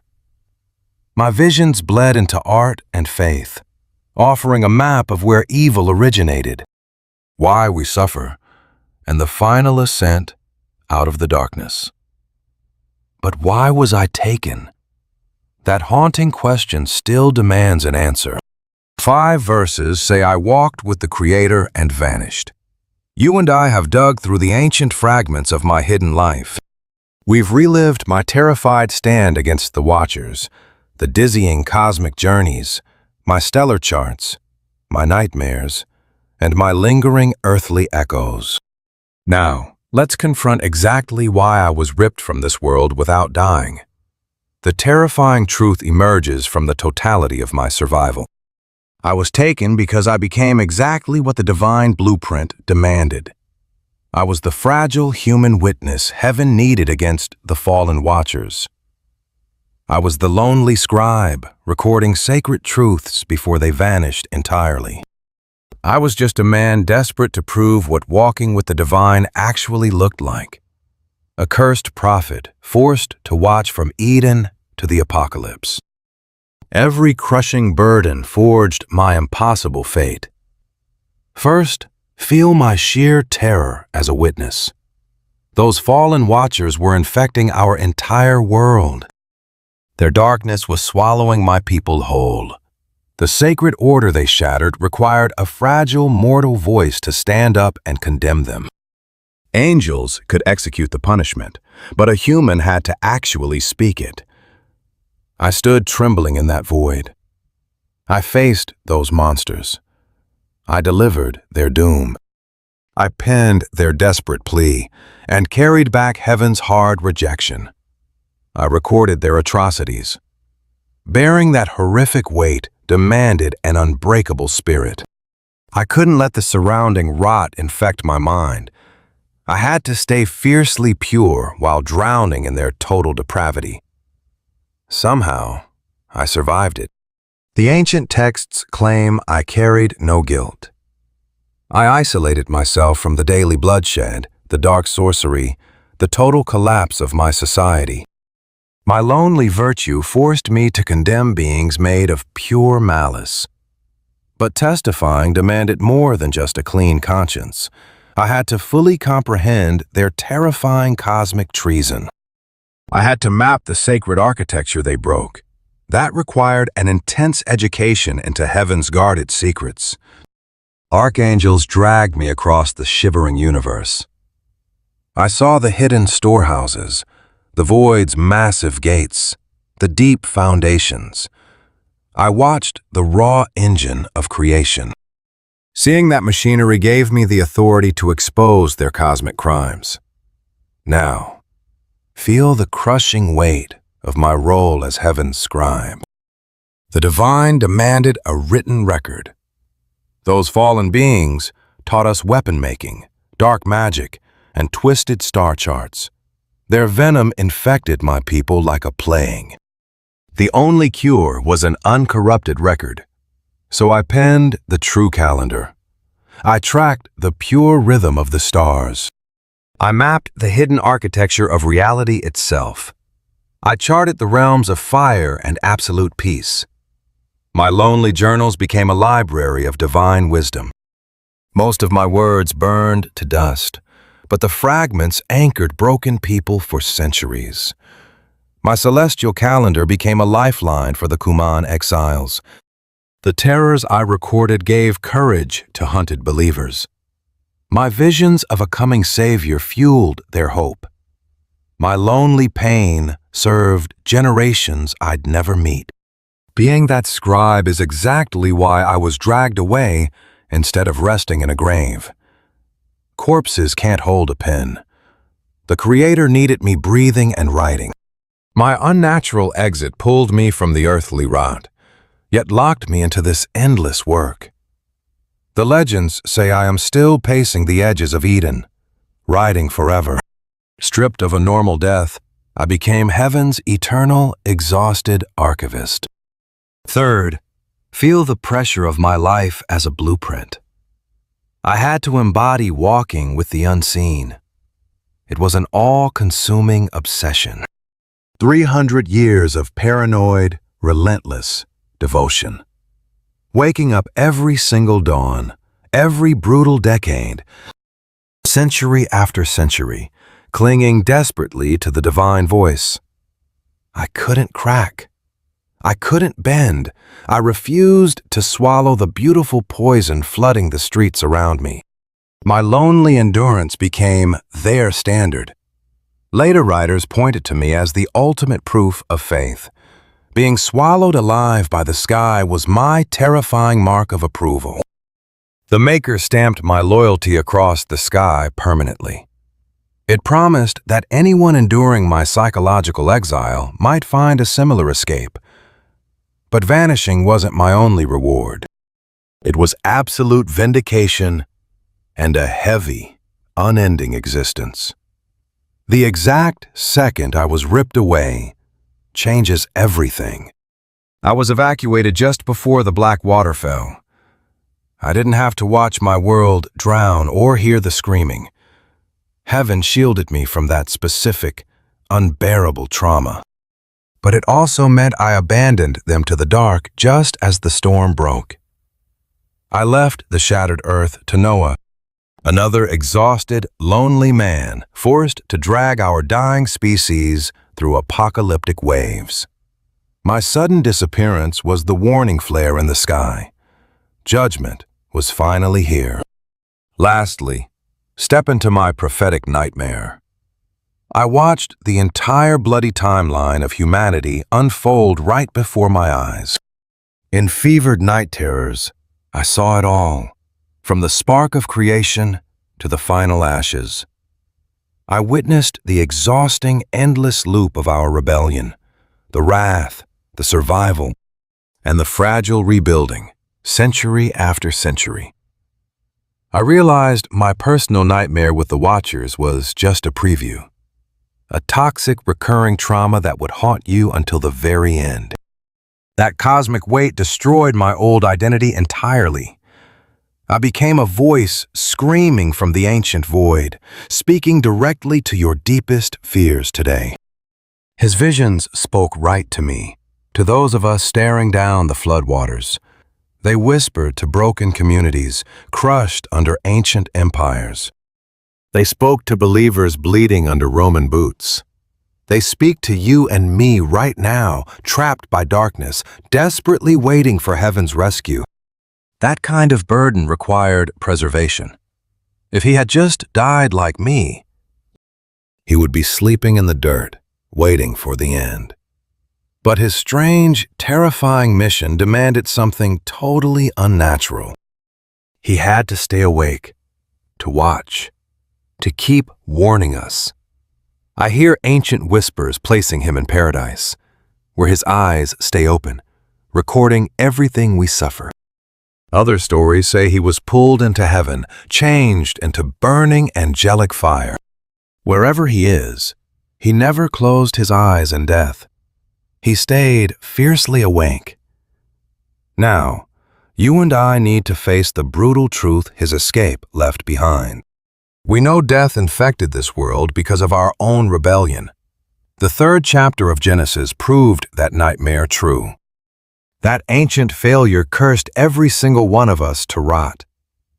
I read the 5th chapter of Genesis, and every ancestor's name ends like a hammer blow. And he died. A relentless drumbeat of doom. But Enoch broke the rhythm. He never tasted the grave. His fierce devotion became a map out of our universal nightmare. That escape revealed something terrifying but beautiful. This crushing weight of sin wasn't an absolute trap. If I could just stay faithful, maybe even the grave could be beaten. The ancient curse had a loophole. His vanishing became my only anchor. The ruin we brought into this world could actually be reversed. We didn't have to stay trapped in this endless cycle of decay. That hope kept me breathing when the fallen Watchers poisoned our minds. Absolute bloody chaos swallowed my world whole. The graves multiplied.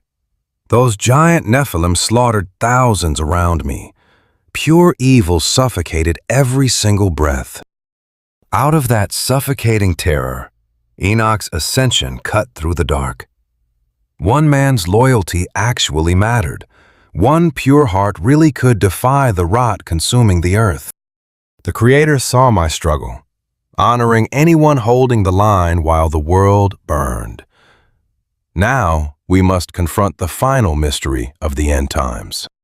Ancient rumors whisper that he will return to us right before the world burns. The Book of Revelation speaks of two prophets crying out in those terrifying final days. Many believe those two voices are Enoch and Elijah, the only humans who completely bypassed the horror of the grave. In this vision, they step back onto our ruined soil, scream the truth at a blind world, and finally bleed before rising again. Even if that ancient prophecy shifts, his deathless state leaves him waiting in the shadows for a new mission.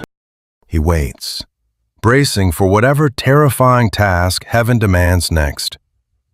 He holds the entire bleeding map of human history. From our chaotic start to the bitter end, he alone understands the pattern.